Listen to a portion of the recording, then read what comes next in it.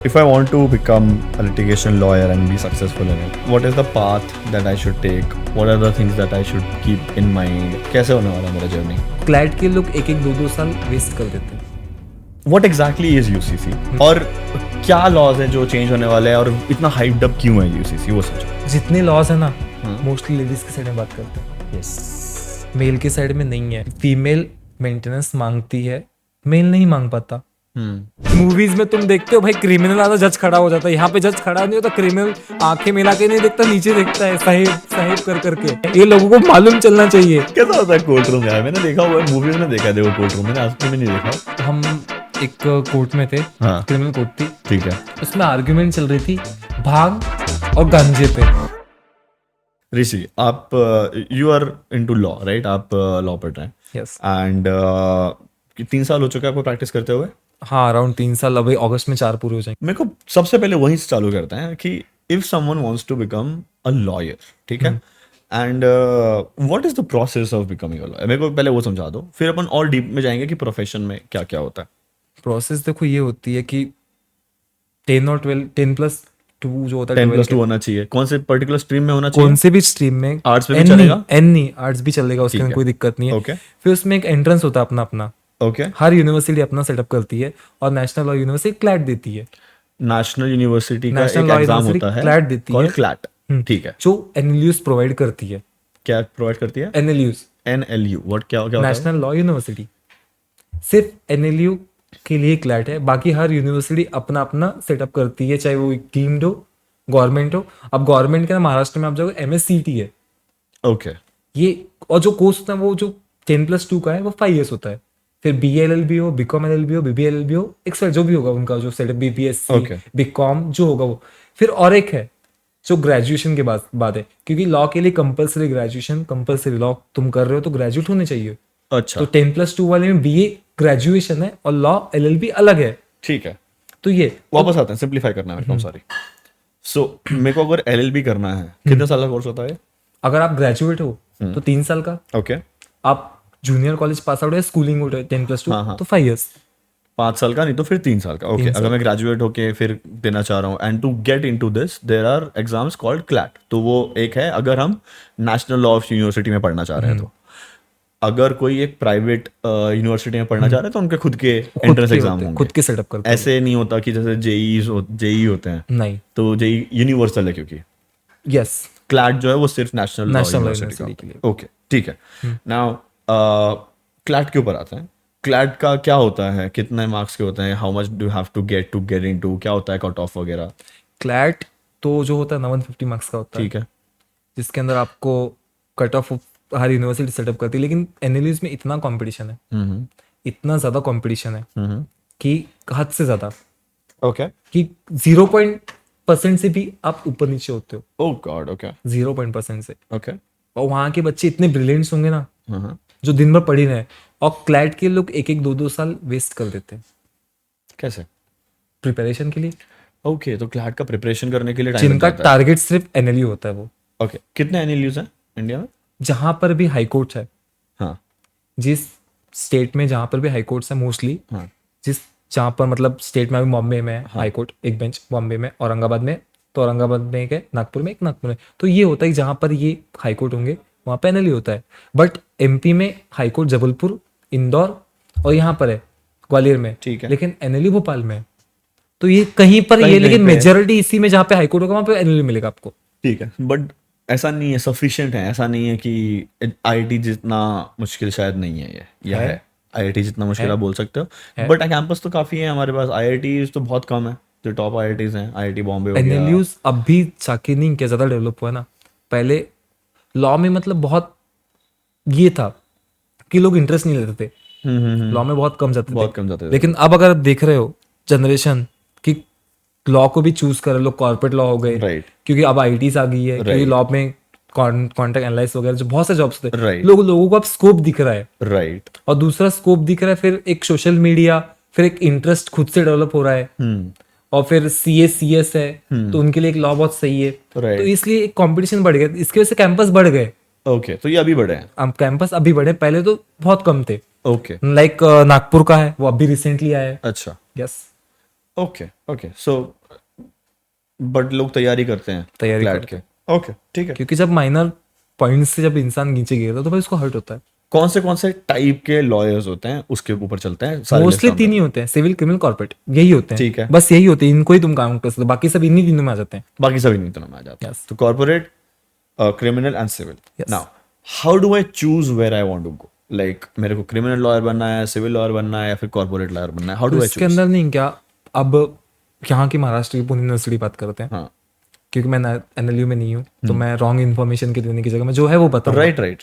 जो मेरा सिलेबस था उसमें 3rd ईयर से तुमको ऑप्शनल सब्जेक्ट आता है। ओके ऑप्शनल सब्जेक्ट आता है कि तुमको कौन सा चूज करना है। अब लैंड लॉ है, साइकोलॉजी है, क्रिमिनोलॉजी है, या फिर कॉर्पोरेट बैंकिंग है। तो इसमें तो हर सब्जेक्ट, हर ईयर में सब्जेक्ट्स चेंज होते हैं। ठीक है। तो वही चीजों में होता है, फिर लोग चूज करते हैं, लेकिन हर एक में एक होता है क्रिमिनल, सिविल या कॉर्पोरेट में, उसमें ठीक तो है। एक चूज करना पड़ता है जो 3 साल करता है। फिर देन उसके बाद जब से ग्रेजुएशन होता है, ग्रेजुएशन का सबका डिग्री एक ही होती है, कुछ भी सेपरेट नहीं होती है। अच्छा ग्रेजुएशन के बाद जब तुम मास्टर्स में जाते हो तो वहां पे एक चीज चूज करना पड़ता है, क्या बोलते हैं मास्टर्स की डिग्री को? इसको तो LLM LLM बोलते हैं। वो LLM होता है। LLM masters. तो वहां पे तुमको कॉन्स्टिट्यूशन में करना है, सिविल में करना है, क्रिमिनल में करना है। हाँ। तो वहां पे आपके लिए मिलेगा वो। Okay where should I go? Where is your interest? Like आप कहाँ पे इंक्लाइंड हो? मैं फिलहाल फिगर आउट कर रहा हूँ। ओके और दूसरी चीज मालूम है, मैं ऐसा भी तुरंत एक 3-3.5 साल की करियर के अंदर ऐसे डिसाइड नहीं कर सकता हूँ, ठीक है। क्योंकि लॉ एक ऐसा प्रोफेशन है जहां पे जब तक आपके अंदर एनर्जी है तब तक आप प्रैक्टिस करते हो। लाइक राम जेठमलानी जी, जो इंडिया के लेजेंड कहते हैं, उन्होंने एज के 95-96 तक प्रैक्टिस की। राइट। उन्होंने 92 के टाइम पे, उनका स्टेटमेंट है आज तक में कि अब मैं वकालत नहीं करता, मेरे पास ना आए। तब भी उनके पास केसेस थे। तो मतलब उन्होंने कह दिया कि तुम्हारे पास, उन्होंने क्या कह, रिटायरमेंट तो इसमें है नहीं, बट उन्होंने एक शो कर दिया, तुम्हें जब तक जाना है तब तक करो। राइट। जब तक जाना है तब तक करो। ठीक है। तो वो चीज है। Okay going to corporate laws, तो मैंने सूट्स देखा है देखो, और उसमें है काफी around suits is around I believe this right, corporate law and everything. So how true is it? और या फिर कितना exaggerate? I know it is exaggerated, it's a drama series, तो कितना एग्जैजरेटेड है? जब तक सिनेमा है, जब तक सीरीज है, जब तक लोग पागल बनते रहेंगे। ट्रू कुछ नहीं है उसमें। ये हाईलाइट होना चाहिए, बच्चों को आगे निकलना समझना चाहिए। भाई मूवीज जैसा रियलिटी में कुछ नहीं होता। वो कोर्ट है भाई, कुछ भी करेगा, कंटेम्प्ट ऑफ कोर्ट लगा देगा, PM को भी कोर्ट में खड़ा कर देगा। क्या बात कर रहे हो? क्या कंटेम्प्ट ऑफ कोर्ट लगा देगा भाई, तुम कोई भी पोस्ट में वो खड़ा हो जाएगा। लाइक CM अरविंद केजरीवाल भी बेल की सुप्रीम कोर्ट गए। वो तो भाई CM है, चीफ मिनिस्टर स्टैंडिंग। इसके बाद क्या रह गया? मूवीज में तुम देखते हो भाई, क्रिमिनल आता जज खड़ा हो जाता है। यहाँ पे जज खड़ा नहीं होता, क्रिमिनल आंखें मिला के नहीं देखता, नीचे देखता है साहेब साहेब कर करके। ये रियलिटी है, ये लोगों को मालूम चलना चाहिए। कैसा होता है कोर्ट रूम यार? मैंने देखा हुआ है, मूवीज में देखा है देखो कोर्ट रूम, मैंने असली में नहीं देखा, और भगवान करे देखना भी ना पड़े। अब मैं कोर्ट रूम आपको डिस्क्राइब करता हूँ प्लीज। जब मैं नया नया गया था ना, फर्स्ट टाइम कोर्ट गया था, हाँ। तो क्यूरियोसिटी थी, क्योंकि मैंने मूवीज में देखा था कि कोर्ट ऐसा होता है, ये होता है, ये होता है। तो मैं गया अंदर, तो सबसे पहली चीज मैंने देखी, भाई इसमें 2 विटनेस बॉक्स क्यों नहीं है? उसमें तो 2 होते हैं। हाँ। यहाँ तो एक ही है। तो मेरे को कोई तो बोलते नहीं, इसमें एक ही होता है। क्यों नहीं होता है? दूसरा होता ही नहीं है? नहीं होता है। मूवी ने अपने आप बना दिया। अपने आप बना दिया। मतलब ठीक है भाई, फिर पहले ये खत्म। फिर दूसरा क्वेश्चन, हथौड़ा कहाँ है जज का? जो आपने भी देखा होगा, हथौड़ा नहीं होता। नहीं होता, बहुत पहले बंद हो गई सिस्टम। क्या बात कर रहे हो? हथौड़ा नहीं, ऑर्डर नहीं है। अरे यार रियलिटी में मैंने एक को पूछा, एक लॉयर थे, कि सर हथौड़ा नहीं तो लोग शांत कैसे होंगे? बोले एक कोर्ट है, उसकी खुद की दहशत है, पुलिस वाला सैल्यूट करके जाता है। मतलब क्या रह गया? बोला ठीक है। ऐसे चिल्लाते नहीं है लोग कि ऑर्डर नहीं, बिल्कुल नहीं। भाई जज खड़ा नहीं होने देगा, कोर्ट में नहीं घूमने देगा। जज है वो। ओह गॉड।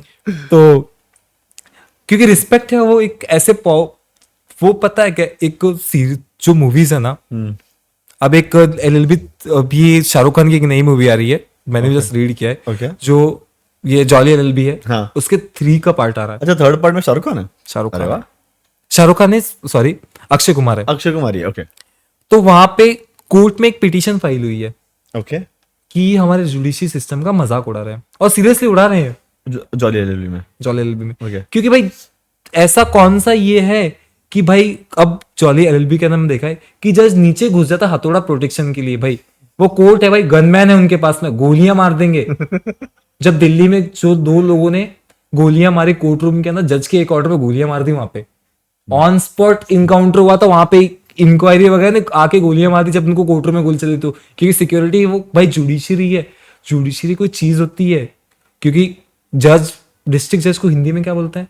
न्यायाधीश। न्यायाधीश, और न्यायाधीश का मतलब क्या होता है? न्याय करने वाला। अगर कोई इंसान है, कोई भी रिलीजन का इंसान हो, वो न्यायाधीश किसको समझता है? जिसपे फेथ होगी, जिसपे न्याय मिलता है, वो जो न्याय और मोस्टली भगवान को लोग न्यायाधीश समझते बोलते हैं, राइट है। आज न्यायाधीश जज है, राइट, तो उसका कैसे मजाक उड़ा सकते हैं? रिस्पेक्ट होना चाहिए, रिस्पेक्ट होना चाहिए, क्योंकि लोग उस पे आखिरी उम्मीद वो है। पॉलिटिशियन भी लास्ट टाइम पे वहीं जाते हैं, राइट है। आईएएस ऑफिसर भी वहीं जाता है, राइट है। कॉमन मैन भी वहीं जाता है, क्यों? वो तो न्यायाधीश है ना, वो उसके लिए सब बराबर है, न्यायमूर्ति है। जो डिस्ट्रिक्ट कोर्ट के जज होंगे उनको न्यायाधीश बोलते हैं, और न्याय और हाई कोर्ट, सुप्रीम कोर्ट न्यायमूर्ति, जिनके सामने न्याय मतलब उनके सामने लोग जा रहे हैं। तो कैसे मजाक उड़ा सकते हैं हम? तो कैसे ऑर्डर मतलब लोगों को शांत कराने के लिए बोलने की जरूरत नहीं होनी चाहिए वहां पे, खुद हो जाने चाहिए वहां पे। और कभी भी किसी भी, अगर आपने देखा रहेगा मूवी में, जज को ग्रेड किया नीचे झुक के किसी भी इसमें ऑन इसमें नहीं, ये रूल है इंडियन जुडिशरी का, ग्रीट करना आपको, रिस्पेक्ट है, वो जज है। तो ये चीजें जब तक रियलिटी नहीं दिखेगी सीरीज में, तब तक कुछ नहीं होगा। Very interesting. जज कैसे बनते हैं? जुडिशरी देनी पड़ती है। मेरे को समझाओ, अगर लॉयर ही जज बनता है कि कैसा होता है? लॉयर ही जज बनना पड़ता है, एनरोल्ड एडवोकेट चाहिए जज के लिए। जज के लिए एडवोकेट चाहिए, यस। मेरे को प्रोसेस बताओ कैसे बनता है जज? अब देखो, डिग्री के बाद में पता है, अब काफी अभी एक एमपी में ये रूल आया है कि जो एलएलबी पास हुआ है नया, उसको मिनिमम 75% ग्रेजुएशन में चाहिए। ठीक है, ग्रेजुएशन लॉ के एलएलबी में, ओके। या फिर 3 years मैंडेटरी प्रैक्टिस चाहिए। ठीक है, तो तुम जुडिशरी दे सकते हो, जो फर्स्ट क्लास या जेएमएफसी जो भी होगा, हर स्टेट का अलग अलग होता है। ठीक है, महाराष्ट्र में जेएमएफसी है, ठीक है, तो वो है। बट और एक चीज यहाँ पे ये है कि जो हायर अथॉरिटीज है, हायर कोर्ट्स है, सुप्रीम एंड हाई कोर्ट, तो इसमें एक अलग प्रोविजन है कॉन्स्टिट्यूशन में, आर्टिकल है उसके लिए, ठीक है, कि कॉलेजियम सिस्टम प्रोवाइड कर सकता है एक जज को। क्या सिस्टम? Sorry, collegium. वो क्या होता है? वो कॉलेजियम एक कमेटी होती है, एक कमेटी है जो जज सिलेक्ट करते हैं।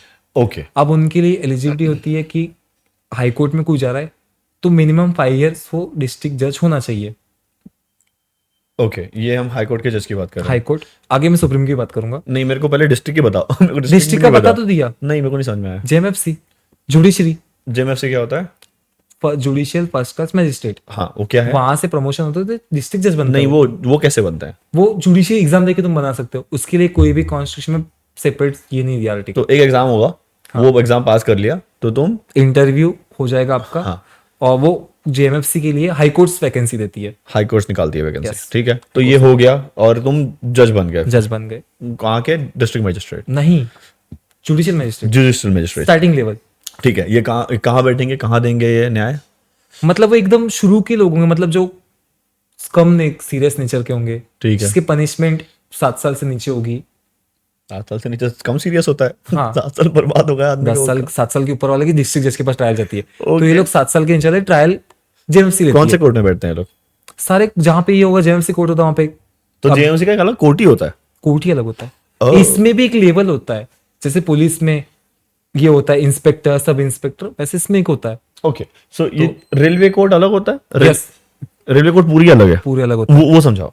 रेलवे कोर्ट पूरा अलग होता है, वहां पे सिर्फ रेलवे के मैटर आते हैं। राइट है, तो इसका जो जज बनेगा ये कहाँ से बनेगा? सेम जुडिशरी, वही वाला बनेगा, वही जज होगा। ओके। सिर्फ सबसे अलग जज कहाँ के होते हैं? जैक। जैक क्या होता है? जज एडवोकेट जनरल। वो क्या है? वो आर्मी के लिए होते हैं। एक सेकंड, व्हाट? आर्मी भी जज होते हैं? यस, ये तो पता ही नहीं था। आर्मी का कोर्ट अलग होता है पूरा। ओ, क्या होता है? जिसमें 2 आर्मी ऑफिसर के केसेस वही लोग चलाते हैं, जो कोर्ट मार्शल वगैरह? कोर्ट मार्शल है, वो जज ही होते हैं। ठीक है, लेकिन उनकी प्रोसेस अलग होती है, उसके लिए जैक की एग्जाम देनी पड़ती है, ओके, ये कहाँ वो होता है? उसके थ्रू जाते हैं। तो मान कैसे केसेस जाते हैं वहां पे, एग्जांपल दो। उनके आर्मी अगर सपोज हम दोनों आर्मी ऑफिसर है, ठीक है। हम दोनों आर्मी ऑफिसर हाँ। है, हम दोनों की पोस्टिंग सेम है, हाँ। कॉज ऑफ एक्शन एक ही जगह पर है, तो वो उनके जुरिडिक्शन में जाएगा। कॉज ऑफ एक्शन मतलब मारामारी हो गई? नहीं, जो भी कॉज ऑफ एक्शन, एनी, जैसे मेरे को दो तो कॉज ऑफ एक्शन तो दो। मारामारी, हाँ। रेप, ओ ओके, तो वो हो गया। रेप नहीं होता है, बट एक फॉर एग्जांपल एग्जांपल दे रहे हैं हम लोग, ठीक है। कुछ भी, एनी, फाइटिंग, ठीक है। रेप, मर्डर वगैरह जो जो हुआ, तो उनके पास जाएगा वो। ओके, तो वो पहले वो चलाएंगे। सिविल में नहीं आता वो? सिर्फ वो नॉर्मल कोर्ट्स में नहीं आएगा, सिर्फ उनका मैटर चलाने की पावर सुप्रीम कोर्ट के पास में है ओनली। अच्छा, हाई कोर्ट भी नहीं? हाई कोर्ट भी नहीं। ओके, या तो जैक पे जाएगा तो सीधा सुप्रीम कोर्ट। यस। ओके, ठीक है, बहुत बढ़िया भाई, इतना कुछ मेरे को पता ही नहीं था। ओके। हाई कोर्ट्स में भी रिट पिटिशन है उनके पास में, हाँ। बट वो देखते हैं कि उनके जुरिडिक्शन में आता है कि नहीं। लेकिन अगर जुरिडिक्शन में आता है तो फाइल कैसे, बस सुप्रीम कोर्ट, सुप्रीम अथॉरिटी, उनके पास पूरा जुरिडिक्शन है इंडिया का, हर एक डिपार्टमेंट का। ओके। हर एक सुओ मोटो भी है उनके पास में। ओके। सुओ मोटो मतलब ये है कि सुप्रीम कोर्ट को अगर लग रहा है कि इसमें हमको कॉग्निस लेना है, भाई बताते जाओ, मेरे को पता नहीं है सारे वर्ड्स। कॉग्निस मतलब संज्ञेय संज्ञा मतलब? लेना है, तो उनको किसी की जरूरत नहीं है कि कोई उनके पास है, वो खुद भेज देंगे, भाई यहाँ पे ले आओ मैटर को। अच्छा, ओ, अगर उनको लग रहा है कि ये मैटर इतना बड़ा है कि हमको संभालना है, तो वो खुद तो ले वो आएंगे। किसी भी कोर्ट से उठा के ला सकते हैं? कोर्ट से नहीं लाएंगे तो भी कोर्ट्स में जरूरत नहीं, कोर्ट में नीचे हो, वो डायरेक्ट भी बोल देंगे यहीं पे लेकर चलो मैटर को। ओह, सीधा मैटर सुओ मोटो लेके आएंगे वो। और नॉर्मली सुप्रीम कोर्ट का मैटर कैसे पहुंचता है, अपील के थ्रू। राइट। डिस्ट्रिक्ट में फाइल किया आपने, हाँ। रिजेक्ट हो गई, या आपके फेवर में नहीं आई, या नहीं आपको आया, नहीं पसंद आ रहा, अपील कर रहे हो आप, अपील करो हाई कोर्ट, हाई कोर्ट पे जाएगा, देन सुप्रीम कोर्ट। राइट है, बट सुप्रीम कोर्ट का पावर है सुओ मोटो की, ठीक है। उनको जरूरत नहीं है किसी की भी, ओके, वो सीधा उठा सकते हैं कहीं सीधा से? उठा सकते हैं, अरे पावर है। वाह, बहुत बढ़िया। जज पे ही आता है, मेरे को जज में बहुत इंटरेस्ट था, मेरे को पता नहीं था जज बनते कैसे हैं। तो आपने बताया सबसे पहला वाला जो लेवल है, what was? JMFC, JMFC, civil जज। सिविल जज, वो सिविल जज होता है? सिविल जज जूनियर डिवीजन, जूनियर डिवीजन में। Yes. उसके बाद फिर प्रमोट कैसे होता है, कितना साल? उसके बाद डिपेंड करता है उनके मेरिट्स पे। ओके, मेरिट्स पे कैसे मेरिट आप निकालोगे? How how? ट्रायल कैसे चलाई है, आपका केस कैसे था वो, ओके, आपका ट्रायल कैसे था, केस कैसे था वो, फिर क्या था, मतलब सही जजमेंट्स है कि कम अपील आ रही है, उस पर डिपेंड करता कि जो प्रमोशन हाईकोर्ट देगा उसके ऊपर। ओके, तो ऐसे उसका कोई सेट क्राइटेरिया है या फिर वो मेरिट्स वो खुद ही फिगर आउट करते हैं? सब मेरिट्स, सारे मेरिट्स, क्राइटेरिया कुछ भी नहीं है तो सारे प्रमोशंस के ऐसे ही होते हैं? यस। वकील पे आते हैं, फिर लॉयर्स मेरे को बताओ। जब आप लॉयर बनते हो नए नए, ठीक है, मैं अभी क्लर्क का एग्जाम वगैरह दिया मैंने, और मैं एलएलबी से डिग्री निकल लेके आया, मैं एलएलबी हूँ अब। मैंने एलएलबी कर ली, ठीक है, एलएलबी कर ली, मैंने बाहर निकल आया, मैं, मेरे पास डिग्री है अब। How much time do I have to wait to actually make money और सी मनी? सबसे पहले तो जो भी लॉ करता है, ठीक है। एनी, हाँ। कोई पर्सन, तो उसको डिसाइड करना चाहिए कि उसके पास पेशेंस है कि नहीं है। और पेशेंस नहीं है तो मैं खुद पर्सनली उसको प्रीफर करूँ तो कॉर्पोरेट जाए वो इंसान। अगर कॉर्पोरेट नहीं जाता है और पेशेंस है उसके पास में अच्छा खासा कि हाँ उसको खुद के लिए अपना एक बिल्ड करना है कि फेस वैल्यू जो भी है खुद के लिए कितना करना है, तो वो लिटिगेशन प्रीफर करे, क्योंकि लिटिगेशन में अच्छा खासा टाइम लगता है। मेरे को दोनों में डिफरेंस बता दो, लिटिगेशन में और कॉर्पोरेट लॉ में क्या डिफरेंस होता है? What is this different streams? Corporate में तुमको 9 to 5 जॉब करना पड़ता, ठीक है, जो उनके काम होंगे वो तुमको करना पड़ेगा, देना पड़ेगा। बट वो एक इंटरनल काम ही मिलेगा तुमको, बाहर का कि अपने जो कोर्ट के केसेस हैं वो ले जाने के लिए तुमको सोचो कि हम अगर लीगल टीम में जाएंगे तो कोर्ट के लिए भेजेंगे, तो ये नहीं होता, क्योंकि वैसे और भी लोग होते हैं। अगर सबको भेजते हैं तो पॉसिबल नहीं है, राइट। तो उनकी एक अलग लीगल टीम होती है। मेरा क्या काम होगा अगर मैं कॉर्पोरेट लॉयर हूँ तो? कॉन्ट्रैक्ट एनालाइज करना, ड्राफ्टिंग ओके, और मेकिंग कॉन्ट्रैक्ट, यही सब कुछ, और दूसरा कुछ नहीं होता है, एकदम नॉर्मल कॉमन।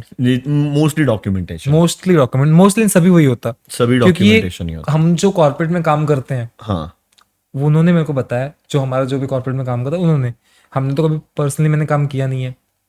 और फिर लीगल टीम एक और होती है कॉर्पोरेट में, वो फील्ड वर्क होता है उसके अंदर, तो उनके लिए तो उनकी जो लीगल टीम होती है खुद की, जो थर्ड पार्टी हायर करे या फिर कंपनी खुद की होगी, तो एक बैकग्राउंड वेरिफिकेशन होता है, लीगल बैकग्राउंड। लाइक अगर मैं सीवी दे रहा हूँ वहाँ पे एचआर को, हाँ, तो मुझे डिस्क्लोज करना पड़ता अपने डिक्लेरेशन में कि मेरे पर कितने सिविल केसेस पेंडिंग है, क्रिमिनल और सिविल कितने पूछ रहे हो आप? Okay. कितने, जो भी एक्सपायरी 1 2 10 20 50 जो भी तो करते हैं। फिर मैंने अगर सपोज फॉर एग्जांपल बोला 20 और कहाँ कहाँ पे मेंशन किया, किस कोर्ट पे मेंशन किया, तो उनकी टीम वहां पे अपने बंदे भेजती है, उनकी टीम लीगल टीम, कंपनी की लीगल टीम जो कॉर्पोरेट में ही है बट उनकी लीगल टीम, तो बंदे वेरिफिकेशन करते हैं उनके कि जो मैटर बाहर निकाल के कि ये जो 20 बता रहे हैं, ये सच है कि झूठ है, अच्छा डिस्पोज है या नहीं है। सच में 20 होते हैं? हाँ, फॉर एग्जाम्पल एग्जाम्पल के लिए, ओके, एग्जैजरेट कॉर्पोरेट का ना मोस्टली लोगों के पास में रैश ड्राइविंग, हाँ 320, डिवोर्स, सिविल केस 138 या फिर डोमेस्टिक वायलेंस, यही। बाकी ऐसा कुछ सीरियस नेचर का नहीं होता कि मर्डर, हाफ मर्डर, हाँ, ये सब रेप, ये सब नहीं होता। और रेप भी अगर उनमें मिलता है तो मैरिटल रेप और कुछ नहीं, जनरली नहीं मिलता, ठीक है। क्योंकि जो कॉर्पोरेट में काम करने वाला इंसान भाई जब उसको दिख रहा है कि मेरे को 9 to 5 जॉब ही करना है, हाँ। तो भाई क्रिमिनल क्यों नहीं बनेगा वो। बराबर, ऑब्वियसली नहीं बनेगा। ओके, तो लिटिगेशन पे आते हैं जहाँ पे you are into, right? So litigation में अगर मेरे को पैसा कमाना है ना, और मैं क्यों बोल रहा हूँ पैसा कमाना है, कि कोई भी प्रोफेशन हो, ठीक है, मेरे को बहुत पसंद है लॉ, और you know I want to practice law for my own passion और व्हाटएवर, पैसा तो लगेगा ना, पैसा तो सबको लगेगा, है ना? बिल्कुल लगेगा। तो कितना टाइम मेरे को रुकना पड़ेगा टू एक्चुअली सी मनी, और what are the ways I can make मनीज?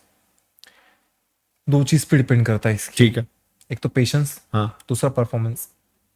Hmm patience, अगर तुमको दिख रहा है कि हाँ मैं धीरे धीरे काम करके खुद आगे बढ़ जाऊंगा और मैं कमा लूंगा उस टाइम पे, एक मैं टाइम लेके। और दूसरा बेस है परफॉर्मेंस, कि तुम छोटी चीजों को जल्दी कैच करो और नेक्स्ट टास्क तुम खुद पूरा करो। उस टाइम पे सीनियर को कहीं ना कहीं तुम पे भरोसा होता है, ठीक है, फिर खुद होके वो पे करते हैं, ठीक है। क्योंकि उनका काम हल्का होता है कि हाँ भाई मैं नहीं आ रहा हूँ तो मेरा जूनियर है वो कर देगा, राइट, और वही चीज अगर तुम नहीं कर पाते हो हाँ। तो उस टाइम पे सीनियर को खुद आना पड़ता है, राइट। तो यहाँ पे एक ये हो जाता है कि नहीं, वहां पे वैल्यू ऐड हो गया, वैल्यू ऐड हो गया। और जब तुम्हारा परफॉर्मेंस बहुत अच्छा है तो मैं एज अ सीनियर, मैं भी खुद अगर सीनियर होता हूँ हाँ, तो मेरा भी तो ट्रैवलिंग चार्ज बच रहा है, एग्जैक्टली, मैं वो पैसा उसको दूंगा, राइट, खुश हो गया वो, राइट, बात खत्म। Right, right, right. और जब उसका कोई वर्थ ही नहीं जूनियर का, और जब मुझे आना ही पड़ रहा है उसके साथ में, तो कहीं ना कहीं ये भी होता है कि भाई जो है उसी में इसको रखो। और litigation is like business, business ही है, वो नोबेल प्रोफेशन है, बट हर कोई एक इंडिपेंडेंट तौर पे काम करने के लिए लॉयर के पास आप जाओगे तो फीस मांगेगा वो, तो वही है उसके अंदर। तो खुद को डेवलप करना है उसके अंदर, हमको कोई डेवलप नहीं करता उसमें। ओके, ओके, सो अगर आप मूवीज से इंस्पायर हो रहे हो, या फिर यू नो ऐसा कि लॉ करने में को वकील बनना है, all of that stuff, then you should not be going to corporate law, because that's a 9 to 5 job, it's a corporate job, Yes. है ना? 9 to 5 जॉब होगी, जो भी तुम्हारा रहेगा काम 9 to होगा, 5 शिफ्ट जो भी होगा, जो भी होगा, बट उस अब जॉब कैसे पकड़ सकते हो, जैसे नॉर्मल आईटी जॉब्स होते हैं वैसे आप पकड़ के चल सकते हो उसको। वो प्रोफेशन शायद नहीं हो पाएगा, जैसे बोलते हैं ना कि जैसे डॉक्टर है, इंजीनियर है, वो वैसे वाला प्रोफेशन नहीं है। नहीं, इसमें और एक चीज है, हाँ, बार काउंसलिंग में जब एनरोल करते हो ना, क्लियर मेंशन है एडवोकेट एक्ट के अंदर कि आप अगर प्रैक्टिस कर रहे हो तो जॉब नहीं कर सकते हो, अदरवाइज आपका लाइसेंस सरेंडर होगा, जो आपको बार काउंसलिंग देता है कि तुम आप वकील हो वो। और वही चीज अगर आप जॉब कर रहे हो तो लाइसेंस नहीं है, लाइसेंस नहीं, और लाइसेंस तो जॉब तुम नहीं कर सकते हो, तो लास्ट में एक चीज है, तुमको एक ही डिसाइड करना ही पड़ेगा कि कॉर्पोरेट में जाना है, लिटिगेशन में जाना, और लिटिगेशन में आपका क्रिमिनल सिविल दोनों आ जाएगा। इसीलिए उनकी लीगल टीम अलग होती है, लिटिगेशन लॉयर इसीलिए केस फाइल करता है क्योंकि वो लिटिगेशन के लिए, क्योंकि उसका लाइसेंस के पास में होता है, राइट, और वो लीगल एडवाइजर बहुत सारी कंपनीज का होता है, एक का ही नहीं होता है, क्योंकि उनके पास में ये होता है कि अपना अपना, कि मैं मास्टर उसके अंदर रिकवरी सूट होगा, कोई भी सूट होगा उनका 138 पेमेंट वगैरह कोई होगा, वो वही देखता है, ओके, क्योंकि वो लिटिगेशनल है। Okay, so to be a professional lawyer you have to be a litigation lawyer. Yes, okay, अब मैं लिटिगेशन लॉयर बनना चाह रहा हूँ, ठीक है। I went to a firm कि मेरा हो गया डिग्री और मैं फर्म के साथ काम कर रहा हूँ, और एज अभी हमने बात करी थी जिससे कि उसके ऊपर कोई बाउंडेज नहीं है कि उसको पैसा देना पड़ेगा, बट अगर अब हो चुका है कि सारे के सारे पैसा दे ही रहे हैं थोड़ा बहुत, बट मैं कितना टाइम मेरे को लेके पकड़ के चलना पड़ेगा कि हाँ इस पॉइंट के बाद I will be able to survive myself, कि हाँ बाबा हाँ मैं काम कर रहा हूँ जिसपे मैं सर्वाइव कर पा रहा हूँ, उतना पैसा आ रहा है मेरे पास कि सर्वाइव कर पा रहा हूँ। क्योंकि अगर मैं लॉयर बन रहा हूँ, 5 साल मैंने लगा दिए हैं, और उसके बाद फिर अगर मैं 10-15 हज़ार रुपए में काम कर रहा हूँ, तो उतना इंटरेस्टिंग नहीं है ना मेरे लिए। तो ये कितना टाइम लग जाएगा अभी जैसे आपने बोला कि मैं लॉ क्लियर कर दिया, लॉ फॉर्म डाल दी, हाँ, गलत लॉ फॉर्म नहीं डाली, फॉर्म में ज्वाइन किया एक तो फॉर्म में ज्वाइन किया, ठीक है। तो लॉ फॉर्म में आप पैसा कब मिलता है आपको कहीं पे भी एज अ लॉयर, आपको नॉलेज होगी तब, ठीक है। क्योंकि क्लाइंट है ना, जब हमारे पास आता है ना, वो एम्बियंस और हमारे पास क्या है वो चीज देख के नहीं आता, वो हमारे वर्डिंग्स पे होता है पूरा, बराबर। कि तुम उसको कैसे एक्सप्लेन करो, सेटिस्फाइड कैसे करो अपने वर्ड्स से कि उसको भरोसा बैठ रहा है और कि जब मेरा केस लड़ लेगा। केस लड़ लेगा। हाँ। या फिर अगर कोई आ रहा है कि रुको मैं मेरे सीनियर से बात करके आपको बताना फीस कितना होगा, तो उस टाइम पे उसको भरोसा कम होता है कि उसका जैसे गाड़ी डगमग है, उसको नहीं आता, तो आगे भागता है। तो लॉ में आप तभी पैसा कमा सकते हो जब तुम पूरा सीख चुके होते हो, पूरा नहीं तो एटलीस्ट 80%, ओके कि एटलीस्ट क्लाइंट को भरोसा बैठ जाए कि हाँ इसको आ रहा है, तब आप खुल के पैसा मांग सकते हो उससे, ओके जो मांगना है वो मांग सकते हो। Okay. So based on what you just said, तो मेरे को स्टार्टिंग में जब मैं निकल रहा हूँ तो I should be working under a firm, right? But कितना एक अप्रोक्सीमेट एवरेज टाइम मेरे को काम करना चाहिए जिससे मैं बोल सकूं कि हाँ ठीक है, अब मेरे को चीजें आ गई हैं कि मैं खुद का फर्म चला सकता हूँ? जितना ले आप सीख सको। उसका कोई एक एवरेज नहीं होता? नहीं, आज अगर आप जाओगे ना सोसाइटी में, कोई लोग 2 साल में इंडिपेंडेंट हो गए, कोई 5 साल में हो गए, और कोई आज तक इंडिपेंडेंट नहीं हो पाए, जब से प्रैक्टिस शुरू की तब से 10-15 सीरियसली लिया ही नहीं उन्होंने। क्योंकि जब तुम एक लिटिगेशन में जा रहे हो ना, तो आपका एम पता है क्या, सैलरी नहीं होता है, आपका एम हमेशा ये होना चाहिए मैं इंडिपेंडेंट लॉयर बनने जा रहा हूँ। राइट। और जिस टाइम पे बंदा ये एम लेके चलता है ना कि मैं इंडिपेंडेंट बनना हूँ, इंडिपेंडेंट होना है मेरे को उस टाइम पे, हाँ। तब वो आगे बढ़ता है। फिर उस टाइम पे उसको पैसे की एक्सपेक्ट नहीं होती, उसको एक्सपेक्टेशन से भी होती है मेरे को काम ज्यादा सीखने मिले। राइट। और जिस टाइम पे इंसान काम करना सीख जाएगा ना, फिर उसको कोई फर्क नहीं पड़ता कि उसको पैसे दे ना दे, वो खुद पैसा बनाएगा, बैठ के बनाएगा, ओके ओके लीगल एडवाइस से कमाएगा वो। ओके। तो ये जो मान लो मैं अगर एक लॉ फर्म ज्वाइन कर लेता हूँ, तो मैं क्या खुद के भी केस ले सकता हूँ कि उनका बाउंड होता है कि नहीं, जो फर्म में केसेस आएंगे वही ले सकते हो आप? ऐसे में ले सकते हो ना, खुद का भी केस ले सकते हो? यस अच्छा, यस। उसमें कोई से नहीं है, वो नहीं बोल रहे कुछ? नहीं, सीनियर कंफर्टेबल तो क्यों दिक्कत है, क्योंकि पता है कि आप भी जाओ, अगर आप भी मेरे अंडर में कभी काम, मैं फॉर एग्जांपल काम कर रहे हो, तो मैं आपकी प्रोसेस को क्यों रोकूं, आपकी ग्रोथ को मैं कैसे रोक सकता हूँ? अगर मैंने कोशिश की आपकी ग्रोथ रोकनी, आप रिजाइन कर दो शाम तक। बराबर है, फिर बराबर है। फिर ये भी तो एक दूसरा साइड है। तो और केसेस जो होते हैं ना, एक अकेला फाइट नहीं कर सकता, इसके लिए फर्म ही चाहिए एटलीस्ट 3 से 4 लोग, एक के एब्सेंस में दूसरा प्रेजेंट होना चाहिए। You're right. ये होता है। तो उस टाइम पे साथ में काम करना बेटर होता है हर एक के लिए। अब हमारे फर्म में हम 8-9-10 जन लोग हैं, ठीक है। तो हम लोग सब, अगर एक नहीं दूसरा अवेलेबल, वैसे सारे अवेलेबल होते हैं, बट कोई ना कोई होता ही है, तो नेग्लिजेंस नहीं होता उस टाइम पे, कि क्लाइंट को डर नहीं होता है कि अरे ये लोग नहीं है तो आज क्या होगा, कोई तो है जो काम हो जाएगा, जो संभाले, ये चीज होनी चाहिए। तो लिटिगेशन में अगर आप सोच रहे हो ना कि मैं अकेला बढ़ूंगा आगे, तो नेवर, कभी नहीं हो सकता।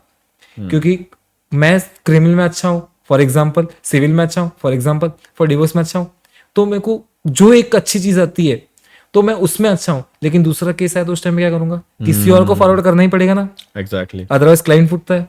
बराबर। तो ये चीज साथ में काम करके पढ़ना पड़ता है। ओके। एक ही इंसान, आप किसी भी लॉयर के पास जाओ, आपका कोई इश्यू होगा, वो कभी नहीं बोलेगा कि नहीं मैं नहीं लड़ूंगा, तो वो अपने कलीग को रेफर कर देगा, राइट, बीच में रह के कि अपने सुपरविजन में, तो वो चलाएगा मैटर, मैं देखूंगा। तो साथ में एक वकालत, जो हम लोग वकील हायर करते हैं अपीयरेंस के अंदर, तो वकालतनामा एक ये होता है, डॉक्यूमेंट होता है, साइन करते हो, साइन करते बिहाफ पे क्लाइंट के, तो उस पे 5-6 लोगों का साइन होता है। अच्छा। यस, 5-6 लोग, 1 जन 2 जन जितने होंगे उतने। तो उस टाइम पे ज्यादा से ज्यादा जब लोग होते हैं, बेनिफिट ये होता है कि अच्छा होता है। कि एक नहीं जा पा रहा तो दूसरा जाएगा, अपीयरेंस के लिए आपको मिल गया। यस, और इसलिए साथ में काम करना जरूरी होता है। तो शुरुआत के 5 साल तक तो फर्म के लिए कभी किसी सोचना नहीं चाहिए। Okay okay. जब तक तुम खुद को डेवलप नहीं कर पाते हो, क्योंकि जब तुम फर्म डालते हो ना, ये भी एक बहुत इंपॉर्टेंट चीज़ है, कोई बंदा सीखने के लिए आया और कुछ सीखे बिना फर्म डालता है, हाँ, तो उसको ये भी पता होना चाहिए उसके पैसे कमाने के साथ, उस पे पैसे कमाने के साथ साथ उसके पास सीखने के लिए भी कोई आने वाला है, तुम उसे भी सिखाना है क्योंकि कोई डिपेंडेंट होकर आएगा, अगर आपको ही नहीं आता तो आप सिखाओगे क्या? राइट वो तो फेल हो गया ना। राइट रिसेंट एक मैटर मेरे पास आता है, एक इंस्टाग्राम पे हाँ। एक लॉयर थी, मैं नाम नहीं लूंगा उसका, ठीक है उसने एक रील पोस्ट की जिसमें प्रोसीडिंग गलत थी, ओके प्रोसीडिंग गलत थी, मैंने कमेंट किया हूँ, हाँ उसका मैसेज मेरे को डीएम है, भाई लगता है गलत लॉ गलती से पढ़ लिया। हाँ मैंने बोला बहन अगर नहीं आता आपको तो मत डालना, मिसगाइड मत करो ना, मिसगाइड मत करो आप। बराबर है। तो ये बहुत सारे आ रहे हैं अभी, मैंने बहुत देखे हैं रील्स ऐसे कि यू नो बिकॉज रील्स का ट्रेंड चल रहा है, तो जितने भी प्रोफेशन है सब अपना अपना रील बनाना चालू कर दिया लोगों ने, तो आ रहे हैं और प्रोसीडिंग्स बताते हैं। How I think it is good कि जनरल पब्लिक के पास प्रोसीडिंग्स जा रही हैं and all of that, but आपको लगता है इसके ड्रॉबैक्स भी हो सकते हैं? बहुत, वही तो बता रहा हूँ मैं आपको। तो मैंने बोला अगर आपको नहीं पता तो मत करो ना। तो बोला कहाँ गलत हुई मैंने बोला भाई तुम डिवोर्स के लिए तुम महाराष्ट्र में आओगे, मेडिएशन कंपलसरी है। क्या कंपलसरी है? मेडिएशन क्या होता है वो? मेडिएशन मतलब एक अल्टरनेट ऑप्शन होता है डिस्प्यूट के लिए, कि फैमिली में कि अगर आप डिवोर्स ले लो म्यूचुअल कंसेंट से, तो पहले कोर्ट वहां रेफर करेगा आपको कि ट्राई करने के लिए आपकी शादी रुक जाए, टूटने से बेटर। ओके तो उस बंदी ने मेडिएशन डाला ही नहीं। मैंने बोला भाई अगर तू मेडिएशन ही नहीं होगा उसके अंदर तो चैलेंज नहीं होगा, एक बोले मैं से फोर्सफुली अपना डिवोर्स लिया है। वो टाइम नहीं दिया, मेरे को टाइम ही नहीं दिया, मेरे को वापस लास्ट टाइम पूछा ही नहीं कि अपना रहना है कि छोड़ना है। तो बोलती है कि ये तो मेडिएशन कंपलसरी नहीं है। मैं बोला, कब से प्रैक्टिस कर रहे हो आप, आपको यही नहीं पता, और आप खुद को लॉयर बोल रहे हो भी इंस्टाग्राम पे ये सब करके। तो मैंने उसको फिर प्रोसीडिंग बताई कि ऐसे ऐसे शायद होता है, आपने जो बताया। तो फिर उस लेडी का रिप्लाई आता, सब बता दूंगी तो फिर मैं क्या कमाऊंगी। ओह शिट, मैंने बोला ये बहुत गलत है, ओह शिट, बहुत ज्यादा गलत है ये। आप पूरी जनरेशन खराब कर रहे हो जूनियर्स की। जो आप पोस्ट कर रहे हो, जो इंटर्नशिप नहीं कर रहा, काम नहीं कर रहा, वो यही सीख के जाएगा कोर्ट में, कोर्ट भगा देगा, बराबर कोर्ट भगा देगा। बराबर। क्या है ये, मत करो। अगर तुम डाल रहे हो तो डिस्क्लेमर नीचे डालो कि सिर्फ ये मोटा मोटा हर डिस्ट्रिक्ट में, हर हाईकोर्ट में, हर यहाँ पे डिस्ट्रिक्ट और स्टेट में प्रैक्टिस अलग होगी, तो अपने हिसाब से देख लो। ये आप मेंशन करो नीचे, डिस्क्लेमर देना पड़ेगा आपको, राइट? तुम नहीं दे रहे हो तो गलत है पूरा, ये तुम डायरेक्शन गलत जा रहे हो। उस बंदी ने मेरा कमेंट डिलीट किया लेकिन रील डिलीट नहीं की उसने। अब बोलो। और मुझे लास्ट में मैसेज पे रिप्लाई वो बोला सॉरी अगर मैंने आपको कुछ बुरा बोला होगा तो। मैंने बोला आपके डेयरिंग के लिए अप्रिशिएट करना पड़ेगा, खुद गलत हो सामने पे गलत ठहरा रहे हो।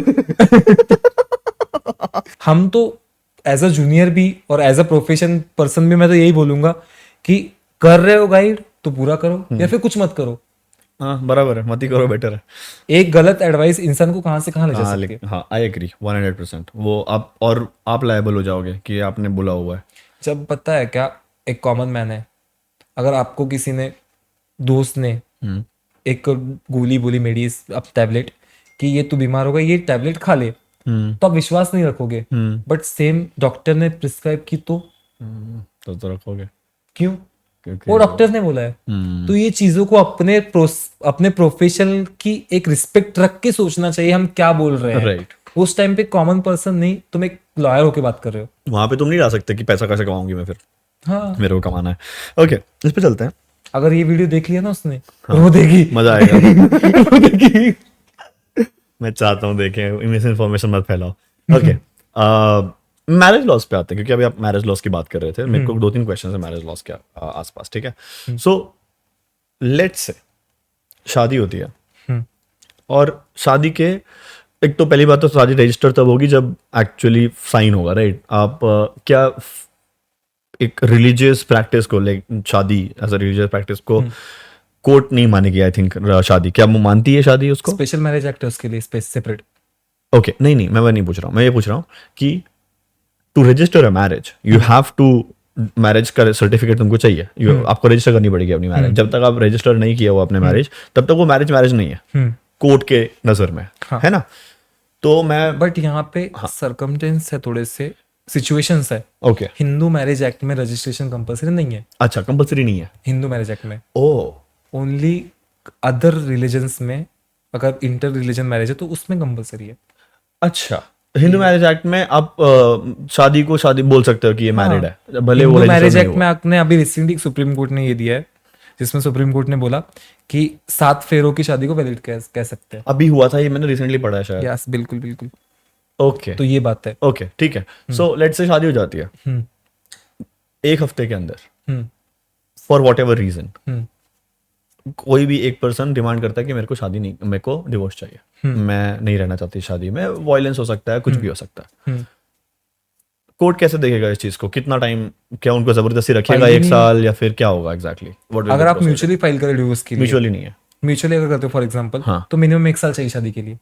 अगर म्यूचुअली करते हो तो 1 साल कंप्लीट होने के बाद ही कर सकते हो। हाँ, ओके। अगर आप कंटेस्टेड डाइवोर्स फाइल कर देते हो, कंटेस्टेड डाइवोर्स मतलब एक तरफा लड़के, हाँ, कि एक मांग रहा है, एक को नहीं चाहिए, या कोई भी हो सकता है, लड़का भी हो सकती है, लड़की भी हो सकती है, तो आपको प्रूफ करना पड़ेगा क्यों नहीं चाहिए, उसमें हर चीज प्रूफ करनी पड़ेगी। फिर आप उसको एडल्ट्री दे रहे हो, अनसाउंड माइंड दे रहे हो, या फिर उसको ये दे रहे हो अनसाउंड माइंड, एडल्ट्री, या फिर तुम उसको कुछ भी कि हरेसमेंट है, मेंटल टॉर्चर है, ये एबल नहीं है, जो भी ग्राउंड हो उसके ऊपर, तो उस पर आपको प्रूफ करना ही पड़ेगा, इसलिए चाहिए मुझे, अदरवाइज नहीं होगा। अगर आप प्रूफ कर लेते हो तो मिल जाएगा, अगर कोई है ही नहीं, खाली मेरे को नहीं करनी शादी, या फिर जबरदस्ती करवा दी थी, मैं तभी बोल नहीं पाई और उसके बाद में अब मेरे को नहीं चाहिए, I want to take a court route, तो विल दैट बी वैलिड? तो फिर डिफेंस, अपना जो डिफेंडेंट होता है वो भी तो अपना ये से फाइल करेगा ना। से मतलब जवाब, रिटर्न स्टेटमेंट, रिटर्न स्टेटमेंट में अगर मेरी वाइफ मेरे ऊपर फाइल करती है कि नहीं मेरे पे फोर्सफुली शादी की है, और वो अपने एविडेंस देती है, तो फिर मैं डिफेंडेंट जब कोर्ट में अपीयर होऊंगा उस केस के अंदर, तो मैं भी तो मेरा पक्ष रखूंगा ना, मैं भी तो मेरा एविडेंस लेके आऊंगा ना कि इसकी शादी मर्जी से हुई थी, हाँ, इसके पेरेंट्स का था कंसेंट, किसका भी एक्स वाई जिसका भी था, भाई ये शादी है, ये खुश है, फोटो में दिख रहा है, इसके घर वालों ने ऐसे मेरे साथ रखा था, खुश है, फोटो में दिख रहा है, तो बोल मतलब मैं तो खुद बोलूंगा ना, मैं तो बोलूंगा ना कि दिख रहा है ना, इसके अंदर डिपेंडेंट तो बोल सकता हूँ। वही बात, मेरे को तो खुद को पक्ष रखना है, मैं तो खुद को डिफेंडेंट मतलब खुद को डिफेंड ही करूंगा, राइट।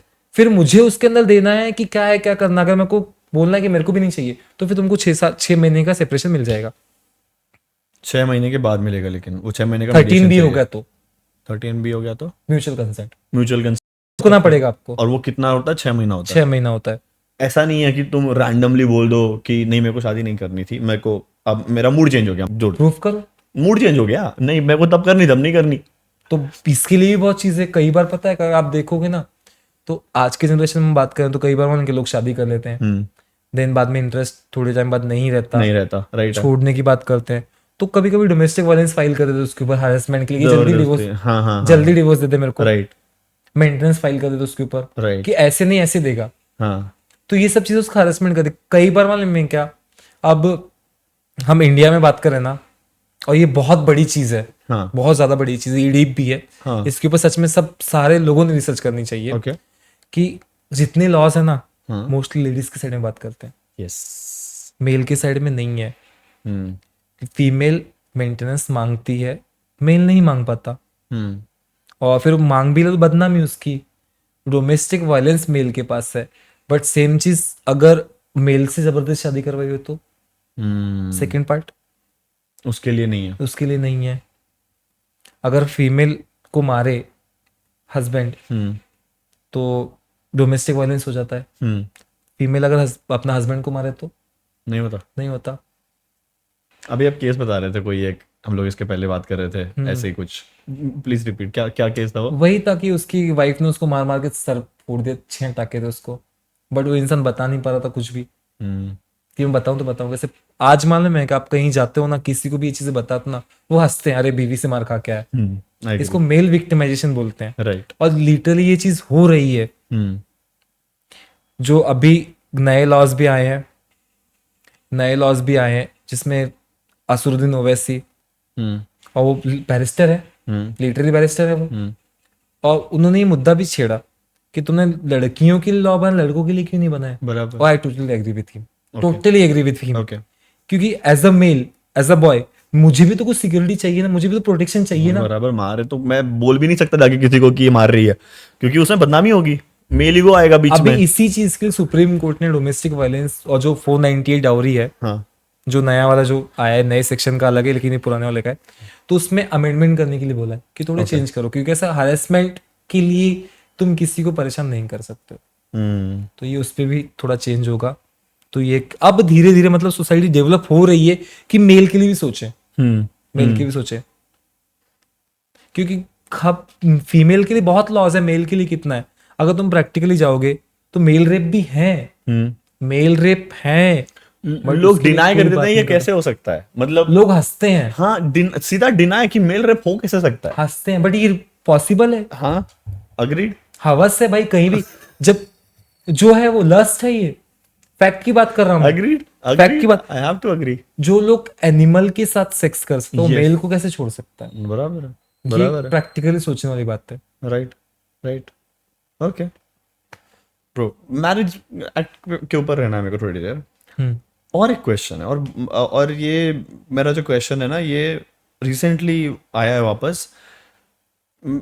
मैं मूवीज बहुत देखता था पहले, एंड यूएस में ऐसे सीरीज वगैरह देखा होगा, तो उसमें ऐसे है कि you can do prenuptial agreement, जहाँ पे मान लो इन एनी केस अगर डिवोर्स होता है तो there will be no settlement as such, कि पैसे आधे आधे नहीं करने होंगे। मेरे को उसमें थोड़ा सा मेरे को एग्जैक्टली पता नहीं है इंडिया में क्या लॉज है, उसके ऊपर चलते हैं कि डिवोर्स पे प्रीनप्चुअल लॉज हैं क्या। एग्रीमेंट लीगल नहीं है इंडिया में, prenuptial is not legal India. Okay, prenuptial is not legal in India. Yes, क्योंकि कोर्ट को तुमको बोलना पड़ता है कि मुझे क्या चाहिए। जब तुम डिवोर्स दोनों, अब आपने जैसे बताया कि कॉन्ट्रैक्ट होता है, मतलब मर्जी से हो रहा है दोनों की, तो वो लोग पहले अपनी टर्म्स डिसाइड कर लेते हैं। ओके, कि हम दोनों के टर्म्स ये हैं, हम लोग इस पे डिसाइड कर रहे हैं। लेन देन जो भी होगा सारा मेंशन करना पड़ेगा एग्जीक्यूटिव 1 में। लेन देन मतलब डाउरी है ना? नहीं, लड़की को कुछ देना है, लड़के का कुछ बाकी है उसकी तरफ में, अच्छा, जो भी होगा तो वो लोग ये करते हैं, तो कोर्ट को मांगते हैं, कोर्ट को सबमिट करते हैं कि हमारे इस टर्म्स पे हुआ है, तो कोर्ट तब अलॉट करता है। और कई जगह मैंने आज भी प्रैक्टिस देखी है मैंने, नोटरी डाइवोर्स कर देते हैं। What is it? Notary divorce मतलब एक नॉर्मल पेपर पे लिख के डाइवोर्स करवा देते हैं, जो लीगल नहीं है। शादी वैलिड है और तुम उस पे आए तो लीगल नहीं, वो चैलेंज हो जाता है। Notary divorce is not legal. Okay, yes. So again coming back to the prenuptial thing, what are the laws अगर मान लो शादी हो जाती है, ठीक है, और शादी के बाद डिवोर्स कर रहे हैं 1-2 साल के बाद, म्यूचुअल है कि ठीक है 2 साल हो गए, 2 साल के बाद हमारा नहीं जम रहा है, जो भी है। अब मेरे पास मान लो 1 करोड़ की प्रॉपर्टी थी, ठीक है, मैंने बनाया 1 करोड़ का property, and for this case हम ले लेते हैं कि लड़की भी वर्किंग है, उसके पास हो सकता है प्रॉपर्टी हो ना हो, व्हाटएवर, ठीक है। अब जब मैं डिवोर्स ले रहा हूँ तो वो मेरे को क्लियर नहीं है क्या वो मेरे को 1 करोड़ का 50 लाख उसको देना है, या फिर what exactly is the case. क्योंकि बहुत होता है ना ये कि डिवोर्स ले लेंगे, आधा पैसा लेके चले जाते हैं, ऐसे सारी चीजें जो हमने देखी हुई है मूवीज में, सीरीज में, और ये सारी चीजें, वो क्लियर करो थोड़ा सा कि वो कैसे होता है और क्या पता है क्या, अब आपने शादी की, ठीक है, आपकी बीवी अपनी मर्जी से भाग गई, अपनी मर्जी से भाग गई, बहुत बढ़िया, ठीक है, आपकी गलती कोई उसमें ना। अगर वो डिवोर्स मांग, अब वो अगर मेंटेनेंस मांगती है आपसे, वैलिड है ये? नहीं, सीआरपीसी 125 में इसका आंसर दिया हुआ है, ठीक है, उसमें क्लियर दिया हुआ है कि लड़की अपनी मर्जी से जा रही है, उसको तुमसे कोई प्रॉब्लम नहीं है, तो फिर मेंटेनेंस किस बात का? और 125 ही मेंटेनेंस की बात करता है सीआरपीसी का, बच्चों का, अपने जो बायोलॉजिकल चिल्ड्रन है, एडॉप्ट है, जो भी बच्चे आपके, जो आप जिसके गार्जियन होंगे, वो पेरेंट्स का और वाइफ का, तो वो देखते हैं, कोर्ट भी देखता है कि इसको कितनी नीड है। अब सुप्रीम कोर्ट में एक नेहा वर्सेस रजनीश साइटेशन कुछ तो केस है, केस लॉ है, नेहा वर्सेस रजनीश ऐसा ही कुछ तो नाम है, रिसेंटली केस है, जिसमें सुप्रीम कोर्ट ने गाइडलाइंस प्रोवाइड की तुम मेंटेनेंस किस बेस पे मांगोगे। ओके, लड़की को भी अपने 3 साल का जो एसेट्स एंड लायबिलिटी प्रोवाइड करनी है, स्टेटमेंट बैंक का 3 साल का, सिर्फ लड़की को भी, वो भी करंट 3 साल के, कि मतलब लड़का इतना पेएबल है या नहीं है, और लड़की को इतना जरूरत है कि नहीं। अब मैं, अगर आपका डाइवोर्स हो रहा है, हाँ, आपकी कैपेसिटी ना हो, लेकिन अगर हो रहा है, बस एक एग्जांपल में चल रहा है, एग्जांपल में चल रहा है, लड़की मांगती 1 करोड़, आपके पास 10 करोड़ का लोन होगा, आप दे पाओगे उसको? नहीं दे पाएंगे, कहाँ से देंगे। और लड़की के पास में ऑलरेडी है 5 करोड़, फिर 1 करोड़ का कोई वैल्यू है? कोई वैल्यू नहीं है। तो उनके एसेट्स एंड लायबिलिटी में क्लियर दिखेगा ना, right. कि भाई ये 3 साल में इन्होंने क्या खड़ा है, क्या किया है, कि इसको सच में नीड है कि नहीं। तो इसलिए सुप्रीम कोर्ट ने इस चीज पे फोकस किया। पहले ये चीजें बहुत थी कि भाई कि लोग शादी करते थे मेंटेनेंस के लिए, शादी करते थे, शादियों के 1 साल हो गए, फिजिकल रिलेशनशिप बन गए, और फिर उनको दिख गई शादी वैलिड है, डिवोर्स, मेंटेनेंस। तो ये चीजें जब बढ़ गई ना, इतनी बढ़ गई ना, तो उसके बाद में सुप्रीम कोर्ट ने सारी गाइडलाइंस दे दी, सारे एफिडेविट के फॉर्मेट दे दिए कि तुमको कैसे किसको डिसाइड करना है। तो अब उस बेस पे चल रहा है। आज इंडिया के हर कोने में, हर कोर्ट में 3 साल के बैंक स्टेटमेंट दोनों पार्टी की कंपलसरी है। अगर 3 साल के स्टेटमेंट नहीं है तो आपका केस रिजेक्ट भी कर सकता है जज। केस का कोई बेस ही नहीं है, क्योंकि सच में दिखना भी चाहिए ना वो कि नीड है कि नहीं। ठीक है, अगर लड़के को नीड होगी तो उसमें क्या करेंगे? हाँ वो बताओ, लड़की के पास मान लो प्रॉपर्टीज हैं, हाँ। है ना, और लड़के के पास नहीं है, उसको भी मेंटेनेंस का राइट है। ओके, उसको भी मेंटेनेंस है, तो वो भी तो ये शो करेगा हाँ मेरे को जरूरत है। ऐसे बहुत सारे केसेस हुए हाईकोर्ट्स में जिसमें मेल को मेंटेनेंस अलॉट हुआ है जब वो एबल नहीं है सच में। Okay, but in what cases can you say कि हाँ ये राइट है कि नहीं? Like just as just mentioned, एक मैंने एग्जांपल जो आपको दिया अभी कि मेरे पास 1 करोड़ की प्रॉपर्टी है, मैंने मेहनत करके बनाई हुई है, या फिर मेरे को इनहेरिटेंस में मिली है, जो भी है ना, और वो मेरे नाम पे है। और जनरली हिंदू फैमिलीज में लड़कियों को प्रॉपर्टी का राइट शायद नहीं होता, मेरे को अच्छे से पता नहीं है किसमें। हिंदू फैमिलीज में हो गया 2005 में अलॉट हो गया, अलॉट हो गया था, 2005 में अलॉट हो ठीक गया। है। लेकिन मान लेते हैं कि इस केस में राइट नहीं दिया हुआ है ना, वो मांग नहीं रही है या फिर जो भी है, ठीक है, उनको डाउरी में या फिर ऐसे जब शादी के टाइम पे ही दे दिया जितना सोना वोना देना था और ऑल ऑफ दैट स्टफ। तो लड़की के पास एज सच पैसा नहीं है, लड़के का प्रॉपर्टी है 1 करोड़ का, बट वो काम करती है, शी इज वर्किंग और शी इज अर्निंग वेल और whatever. How will you prove कि वो नीड में है? कोई बच्चे नहीं है, कुछ भी नहीं है, कोई लाइबिलिटी नहीं है, वो लड़की अपना कमा खा रही है, लेकिन और उसको म्यूचुअल कंसेंट से चाहिए डिवोर्स, लेकिन टू गेट द मनी उसने कोई एक डाल दिया कि डोमेस्टिक वायलेंस हो रहा है, जो भी है, क्योंकि उसके बेस पे होगा ना, म्यूचुअल पे तो शायद वो नहीं होगा, नहीं म्यूचुअल में डोमेस्टिक वायलेंस और सब हाँ नहीं हो पाएगा। तो वो बोल देगी कि नहीं ठीक है, डोमेस्टिक वायलेंस वगैरह है, इसके लिए मेरे को अब डाइवोर्स करना है और मेरे को पैसा चाहिए आधा, इसका जो भी प्रॉपर्टी है। तो वो प्रॉपर्टी के ऊपर आधा होता है, किस चीज पे आधा पैसा का हक है उनका? फाइनेंशियल कंडीशन के ऊपर, फाइनेंशियल कंडीशन के ऊपर, यस, एक्सप्लेन। नीड के ऊपर कि उसको नीड है कि नहीं सच में। वो आप कैसे डिसाइड करोगे? वही एसेट एंड लायबिलिटी, ठीक है, एसेट एंड लायबिलिटी 3 साल के ना, वही तो बोलो क्या उखाड़ा उसका क्या है मालूम चलेगा ना। आप अगर आज कोर्ट में कि आज अगर आपने एफिडेविट फाइल करना एसेट एंड लायबिलिटी का, तो आपका अभी का आज तक का स्टेटमेंट उसमें हो जाए करंट बैलेंस के साथ, ठीक है, इवन लास्ट ट्रांजेक्शन के साथ में, ठीक है। लेकिन जो मैंने प्रॉपर्टी बोली तो इनहेरिटेड है, वो तो मैंने कमाई ही नहीं है, वो तो इनहेरिटेड पड़ी है मेरे पास। फिर अगर वो इनहेरिटेड पड़ी है तो वो भी आएगा इसमें? मेंटेनेंस की बात नहीं कर रहा हूँ मैं बात कर रहा हूँ कि आधा प्रॉपर्टी जो लेने की बात करते हैं लोग, तो वो होता है कोई लॉ नहीं कि वाइफ को आधी जानी ही है। अच्छा, अगर वो छोड़ के जा रही है हमको तो हाँ, तो आधी जानी है, ऐसा कहीं नहीं, सिर्फ मेंटेनेंस होता है कि उसको सरवाइव करने के लिए एक पैसा दिया जाएगा या मंथली वन टाइम जो है वो है।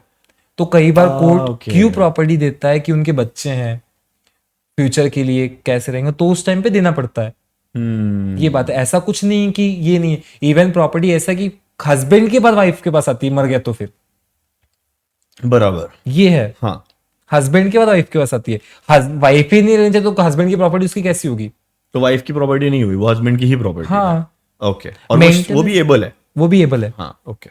मेंटेनेंस होता है सिर्फ, बाकी ऐसा कुछ ये नहीं कि अलग ही राइट है तुमको देना ही पड़ेगा, कि उनको उतना प्रॉपर्टी का एसेट का आधा देना पड़ेगा, ऐसा नहीं होता। नहीं, मैंने तो बहुत सुना था भाई ऐसा होता है कि आधा नहीं होता, लेकिन लोग पहले हरासमेंट की वजह से अलॉट कर देते थे कि भाई तू जा, अच्छा अब तू जा, बदनामी वगैरह के। और ये गांव वगैरह में ज्यादा देखने मिलता होगा, यहाँ पे तो सिटीज में नहीं मिलता। और सेम चीज उल्टी भी हो सकती है कि अगर लड़की के पास बहुत प्रॉपर्टी है और लड़का डिवोर्स मांग रहा है, तो अगर वो नीड है उस पे तो ही उसको मेंटेनेंस लगेगा, बट अगेन आधा प्रॉपर्टी नहीं मिलने वाली, खाली मेंटेनेंस तक के लिए अलाउ हो सकता है कि हाँ ठीक है, इतना इतना पैसा बेसिस पे मिलना चाहिए। अभी एक रिसेंटली का हाईकोर्ट का ये भी आया था कि अपना हस्बैंड वाइफ को भीख मांग के भी पैसे दे सकते, कब खिला सकता है। नॉट अ जोक, रियलिटी, सच में। हाँ, तो ऐसे सिचुएशन में जब हस्बैंड डिमांड करता है ना मेंटेनेंस, तो उसको बहुत ग्राउंड चाहिए सच में कि वो पैरालाइज है, हाँ, वो चल नहीं सकता, राइट, उसके पेरेंट्स नहीं है, उसके भाई नहीं है कोई सर्वाइव करना, तो उस टाइम उस केस में मिलेगा, नहीं तो बहुत मुश्किल। और इतनी तो इंसानियत खत्म नहीं हुई है सोसाइटी में कि ऐसे सिचुएशन में अपना औरत छोड़ के भाग जाए। हाँ नहीं जाता। इतना तो रखेगी वो, भाई मेरा आदमी ही नहीं है तो भाई मैं कहाँ जाऊँ। Agreed agreed agreed. देखो प्रोफेशन बहुत इंटरेस्टिंग है, ये बहुत सारी चीजें यहाँ पे अजीब अजीब होती होंगी, बहुत ज्यादा। है ना। तो कोई एक फनी इंसिडेंट बताओ ना, कि कोई बढ़िया फनी केस आया हो। फनी केस मतलब हम एक कोर्ट में थे, हाँ। क्रिमिनल कोर्ट थी, ठीक है। उसमें आर्ग्यूमेंट चल रही थी भांग और गांजे पे। Okay, very interesting. भांग और गांजे पे। हाँ तो एक साइड बोलता है कि जो भांग है उसमें एनडीपीएस में आना चाहिए, ठीक है। जो एनडीपीएस जिसमें ड्रग्स वगैरह जो भी है वो सब इंक्लूड उस एक्ट में पनिशेबल होते हैं। राइट। तो एक लॉयर बोलता है भांग तो आता ही नहीं है, क्योंकि होली पे तो सब पीते हैं सब उसको, पीते हैं, बराबर है। वो तो कुछ कहीं पे मेंशन नहीं है, क्योंकि भांग तो उसमें है ही नहीं, इसमें कुछ ये नहीं है। तो फिर तो तब तो ब्रेक हो गया। जज बोलते हैं कि हम भांग और गांजा बाद में देखते हैं, पहले खाना खाते हैं। तब तक सब चले गए इतना अंदाज से कि भांग और गांजा बाद में देखेंगे, हम ये देखते हैं। ये सब चीजें भी देखी है गॉड। कि मतलब ये भी होता है, ओके क्योंकि भांग तो सच में अब तक उसके ऊपर की आया नहीं कि एनडीपीएस में किसने भांग पे केस फाइल की होगी, ओके। बट इनडायरेक्टली भांग आता है एनडीपीएस में, आता तो है। क्योंकि है तो गांजे की पेड़ का वो, राइट है तो उसी का ड्रग्स हाँ। की इसी का पार्ट, राइट लेकिन वो है नहीं उसमें। राइट तो ये एक लूप होल है राइट, लूप होल है, कि क्या बराबर। करे। तो फिर क्या क्या हुआ फिर उसका फिर मैं hearing उसके का? बाद तो गया नहीं, क्योंकि हंसने लगे, फिर बाद में उसको एडजॉर्न करवा दिया। ओह एडजॉर्न करवा दिया, उसको चला ही नहीं मैटर, क्योंकि Okay. एनडीपीएस की मैटर थी वो। ओके, तो ये कौन देखता है एनडीपीएस की मैटर को? स्पेशल कोर्ट्स देखते हैं, इनको एक अलॉट होता है, Okay. स्पेशल जज होते हैं, हाँ, वो एनडीपीएस देखते हैं। कि ये चीज होनी चाहिए एनडीपीएस के अंदर में, नहीं एनडीपीएस होना के चाहिए। केसेस वो देखते हैं मतलब। और एनडीपीएस जो होता है ना, एक्ट कोई भी होगा पार्लियामेंट डिसाइड करती है, अपने वोट पे बनाती है पार्लियामेंट, प्रेसिडेंट की सिग्नेचर होती है, तब वो इन्फोर्स होती है। ओके, जितने भी लॉज है, लॉ मेकिंग पावर सिर्फ पार्लियामेंट के पास है। पार्लियामेंट के पास है। Okay, Yes. So now interesting topic है मेरे पास, farm laws. Farm laws, farmers का। फार्मर्स वाला। हम्म फार्मर्स वाला जो फार्म लॉ था, ये सब जानते हैं बहुत हड़बड़ी में पास किया हुआ है। What is the story behind it? And farmers are angry, है ना, गुस्सा है फार्मर्स कि ये शायद हमसे कंसल्ट नहीं किया, या फिर यू नो जो भी है। What is your take on it? आपने स्टडी किया होगा अच्छा खासा बहुत इस पहले चीज का के ये, ऊपर। सच में याद भी नहीं था। ये याद भी नहीं है? ठीक से याद भी नहीं है। ओके, बात हुआ क्योंकि उसमें मंडी का कुछ तो सिस्टम था कि मंडी सिस्टम हटानी थी उनको, और जो डायरेक्टली कंपनी को ट्रांसफर, मतलब जो ये थे डीलर्स, जो भी कंपनी के ओनर वगैरह थे, उनको डायरेक्टली ट्रांसफर किया, ऐसा उनका ये था। तो उनको रेट ही नहीं मिल पाती थी पूरी अच्छी तरह से, ऐसा डिमांड उनका था। बट उसमें ये भी चीज़ थी कि मंडी के अंदर तुम ला रहे हो और नहीं बिक रहा, गवर्नमेंट का बोलने मतलब कि अनाज खराब होने से बेटर तुम डायरेक्टली दे दो। तो और लेकिन उन लोगों को ऐसा लगा कि ये लोग हमारी जमीनें खरीद रहे हैं, जमीनें खरीद रहे हैं। बट ऐसा कुछ था नहीं, तो बहुत पुरानी बात थी। अब तो पहली चीज, और दूसरी चीज पता है क्या, वो फार्मर्स बिल जो था ना, वो रिपील हो गया, उसको कोई मतलब भी नहीं बोलने का अब तो। राइट। लेकिन अभी वापस से प्रोटेस्ट चालू हुआ है। प्रोटेस्ट कोई नहीं चालू उसका, अभी चालू है, प्रोटेस्ट चालू है। चालू हो कि भी अभी पॉलिटिकल व्यू कह सकते हैं। जब अगर बिल ही रिपील हो गया तो मतलब क्या है उसका? राइट। अभी लेकिन शायद डिमांड के ऊपर आया है इस बार कि हमको एमएसपी का डिमांड चाहिए। I think that was the reason जिसकी वजह से प्रोटेस्ट चालू हुआ है अभी वापस। अगर वो डिमांड भी करते हैं तो गवर्नमेंट एक कमेटी बिठा दी हर जगह। कोई भी डिमांड हो, कोई भी लॉ बनाने से पहले कमेटी होती है, ठीक है। एक कमेटी होती है कि कैसे हम उसको चलाए आगे, कि हम कैसे फ्रेम करेंगे। तो कमेटी के पास रेफर होता है, और कमेटी के अंदर हर फील्ड के, उस फील्ड के और जो लॉ के होंगे उनमें सब एक्सपर्ट होते हैं। Right. डेफिनेटली एक्सपर्ट होते हैं, जो Right. बहुत पहले से काम करें। अब लोगों को समझना चाहिए कि क्या है क्या नहीं, पहले तो पूरा समझ लो क्या है, एक्ट क्या बोल रहा है, हाँ। उसको एग्जीक्यूट कैसे करेंगे, और क्या होना है क्या नहीं होना। और फिर अगर आपके कुछ ब्रीच हो रहे हैं तो भाई कोर्ट अवेलेबल है आपके पास में, ठीक है। आप वहां जाओ। बट लोग नहीं है, कई बार तो उसको एक पॉलिटिकल मुद्दा बना लेते हैं, हाँ हाँ हाँ। और चले जाते रैलीज वगैरह में बैठने के लिए। और रैलीज में भी हम देखें ना, बहुत लोग मालूम है क्या, पेमेंट पे वेजेस बेस पे आते हैं। राइट, हाँ, आई एग्री। सच पता बहुत भी कम नहीं होते होता हैं, पता भी नहीं कि होता। ये क्यों हो रहा है प्रोटेस्ट, क्या हो रहा है, बस आ गए हैं। अब फार्मर्स, हाँ। रियल फार्मर्स, जो सच में फार्मर है ना, वो साल भर नहीं बैठ सकता। नहीं बैठ सकता, राइट। क्यों नहीं बैठ सकता? क्योंकि उसका, अगर वो रोड पे बैठता तो अनाज कौन उगाएगा? बराबर बराबर।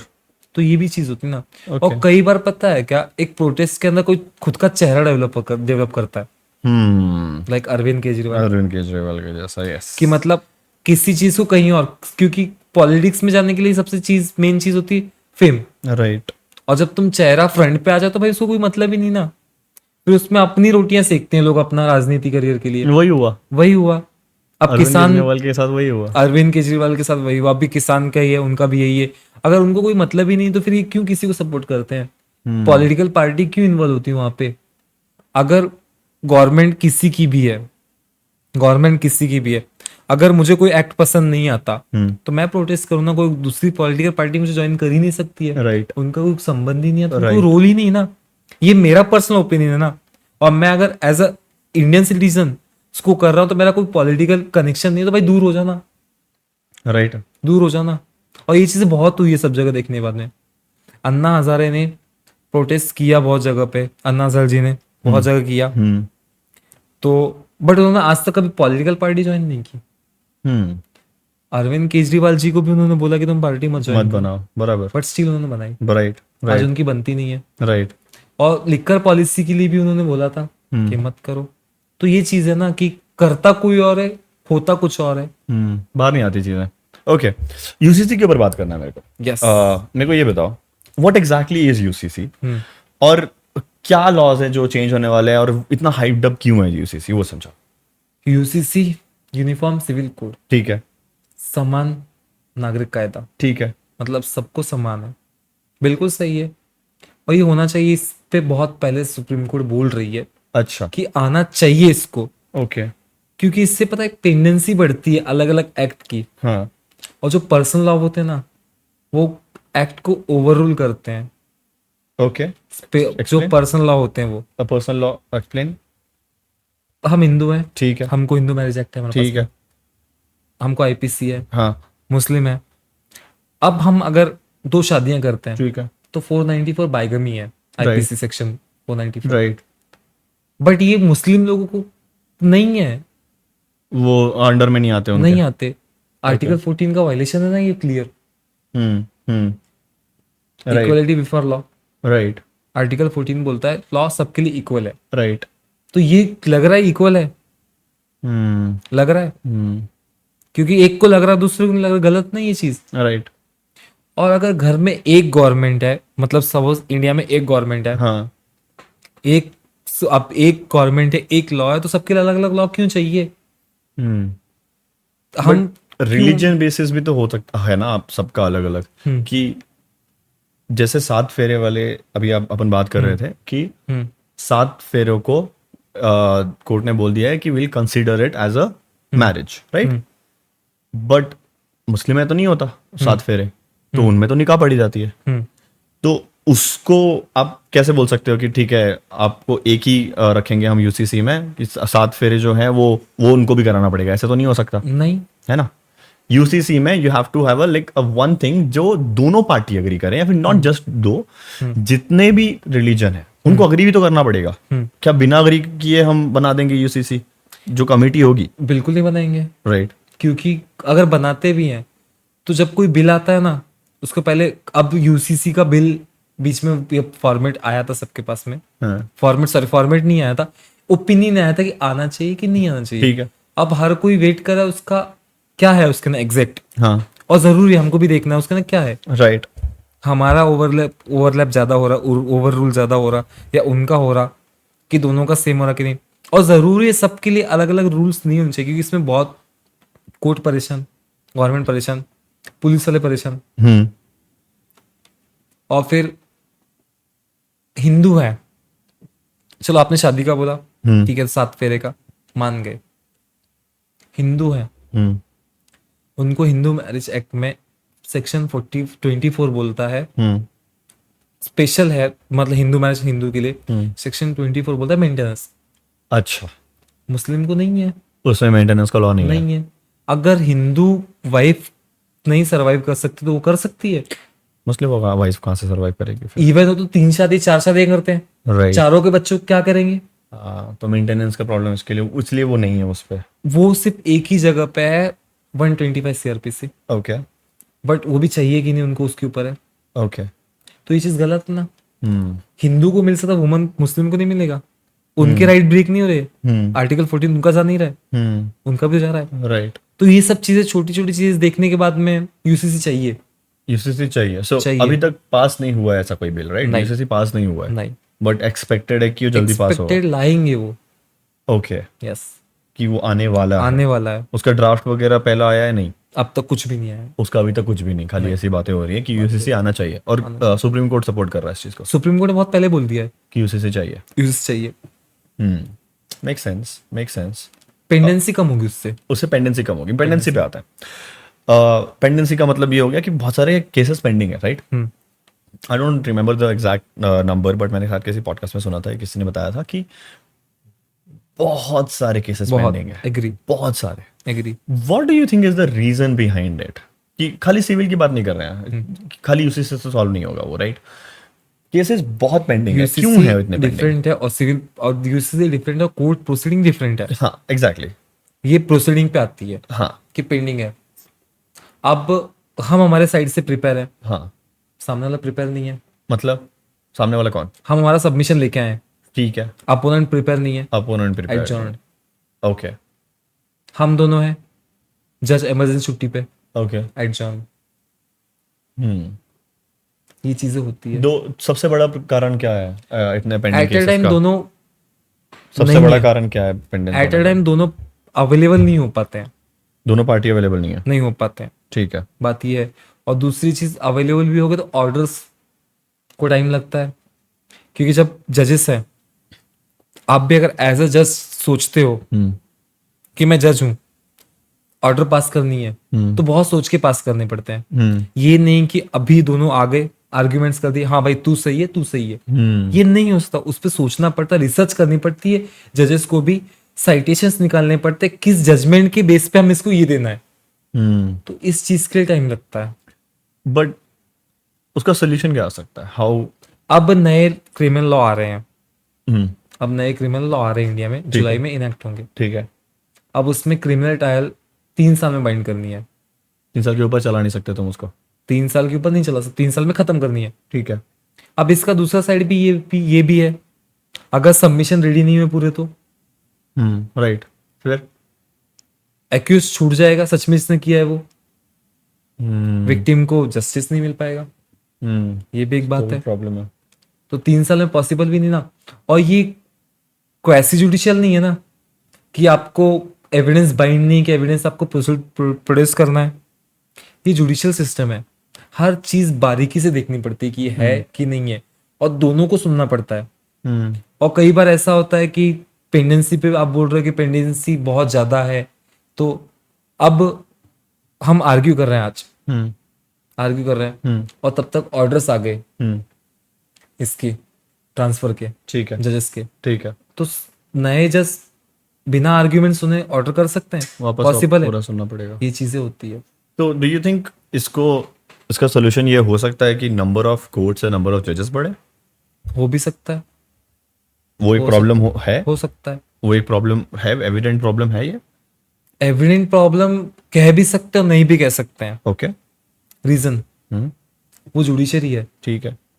वहां पे हम लोग को क्वांटिटी नहीं क्वालिटी देखनी पड़ती है, क्योंकि जजेस का रोल बहुत बड़ा है, उनको जो भी चीज करनी पड़ती है बस सोच के करना पड़ता है।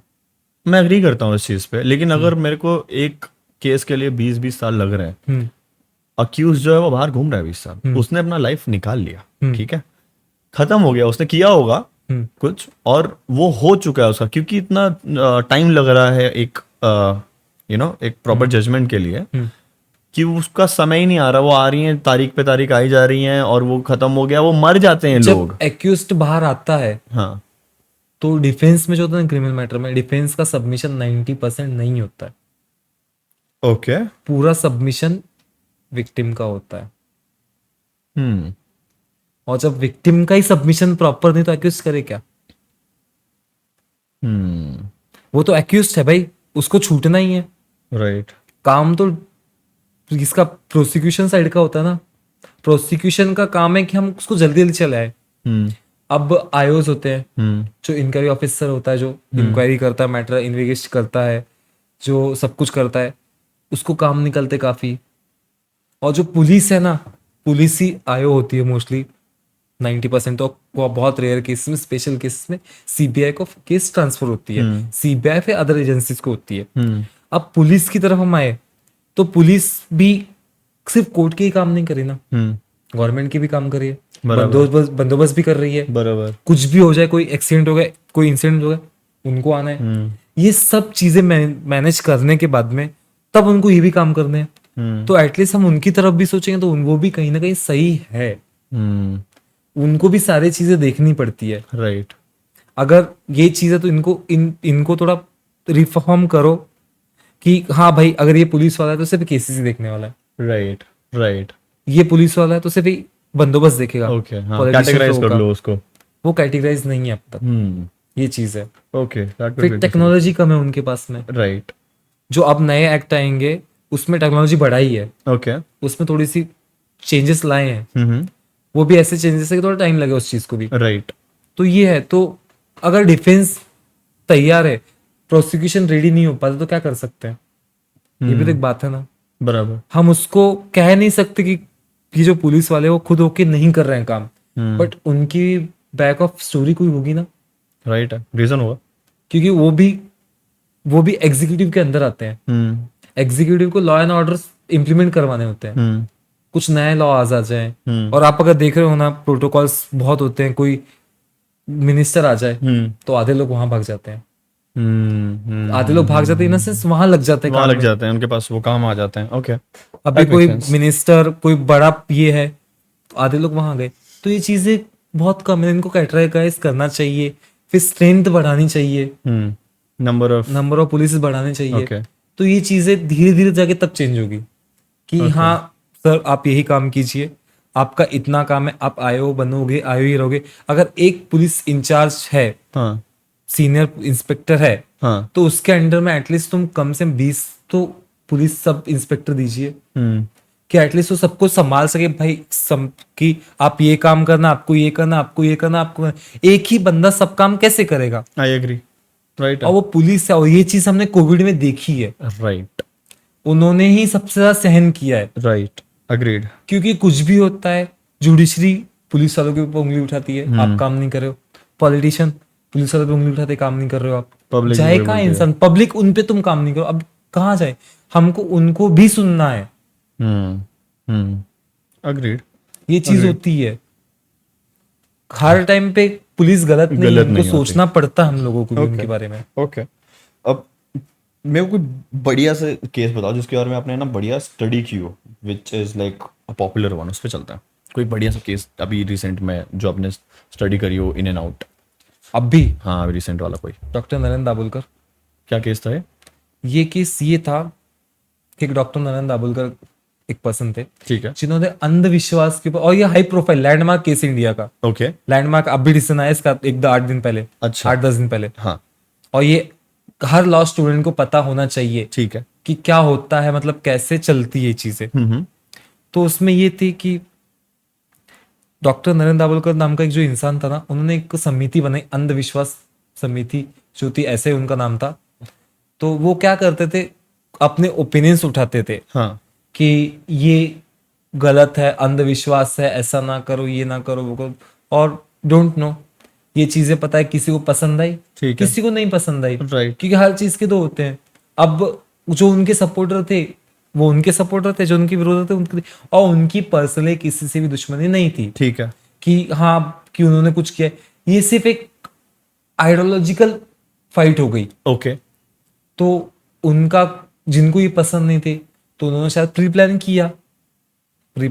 किया, तो उनको ओमकारेश्वर ब्रिज पुणे में 2013 में गोली मार दी, सुबह में। Okay, encounter, murder, my bad, सुबह वॉक के टाइम पे मर्डर कर। उनकी बहुत रेकियां की पहले, ये जजमेंट में, ओके, ये जजमेंट में जो अभी डिलीवर है उसके अंदर, हाँ, ये 5 को जजमेंट आया, ठीक है, 5 मई को शायद। ओके, हाँ, तो 5 में या फिर लास्ट वीक, मतलब एक 8-10 दिन पहले ही आया है, इतना टाइम नहीं हुआ। हाँ, तो उनकी रेकियां कि ये कर क्या रहे, कैसे मिलेंगे, तो अनलकीली वो सुबह में बाहर निकले वॉक के लिए, ठीक है, और उनको गोली मार दी। ओके। नो आई विटनेस, कोई आई विटनेस नहीं है? कोई आई विटनेस नहीं था। ओह, कोई आई विटनेस नहीं था उसके अंदर। तो फिर भी मतलब वो चल रहे हैं, सब कुछ हो रहे हैं। तो एक डेक्कन पुलिस स्टेशन के जो आयो थे, हाँ उनकी ड्यूटी रात को 9 से लेके सुबह रात को 9 या सुबह 9, मतलब 9 बजे ऐसी ड्यूटी थी। हाँ। तो अपने पेट्रोलिंग पे थे वो, ठीक है। कि क्या करना है।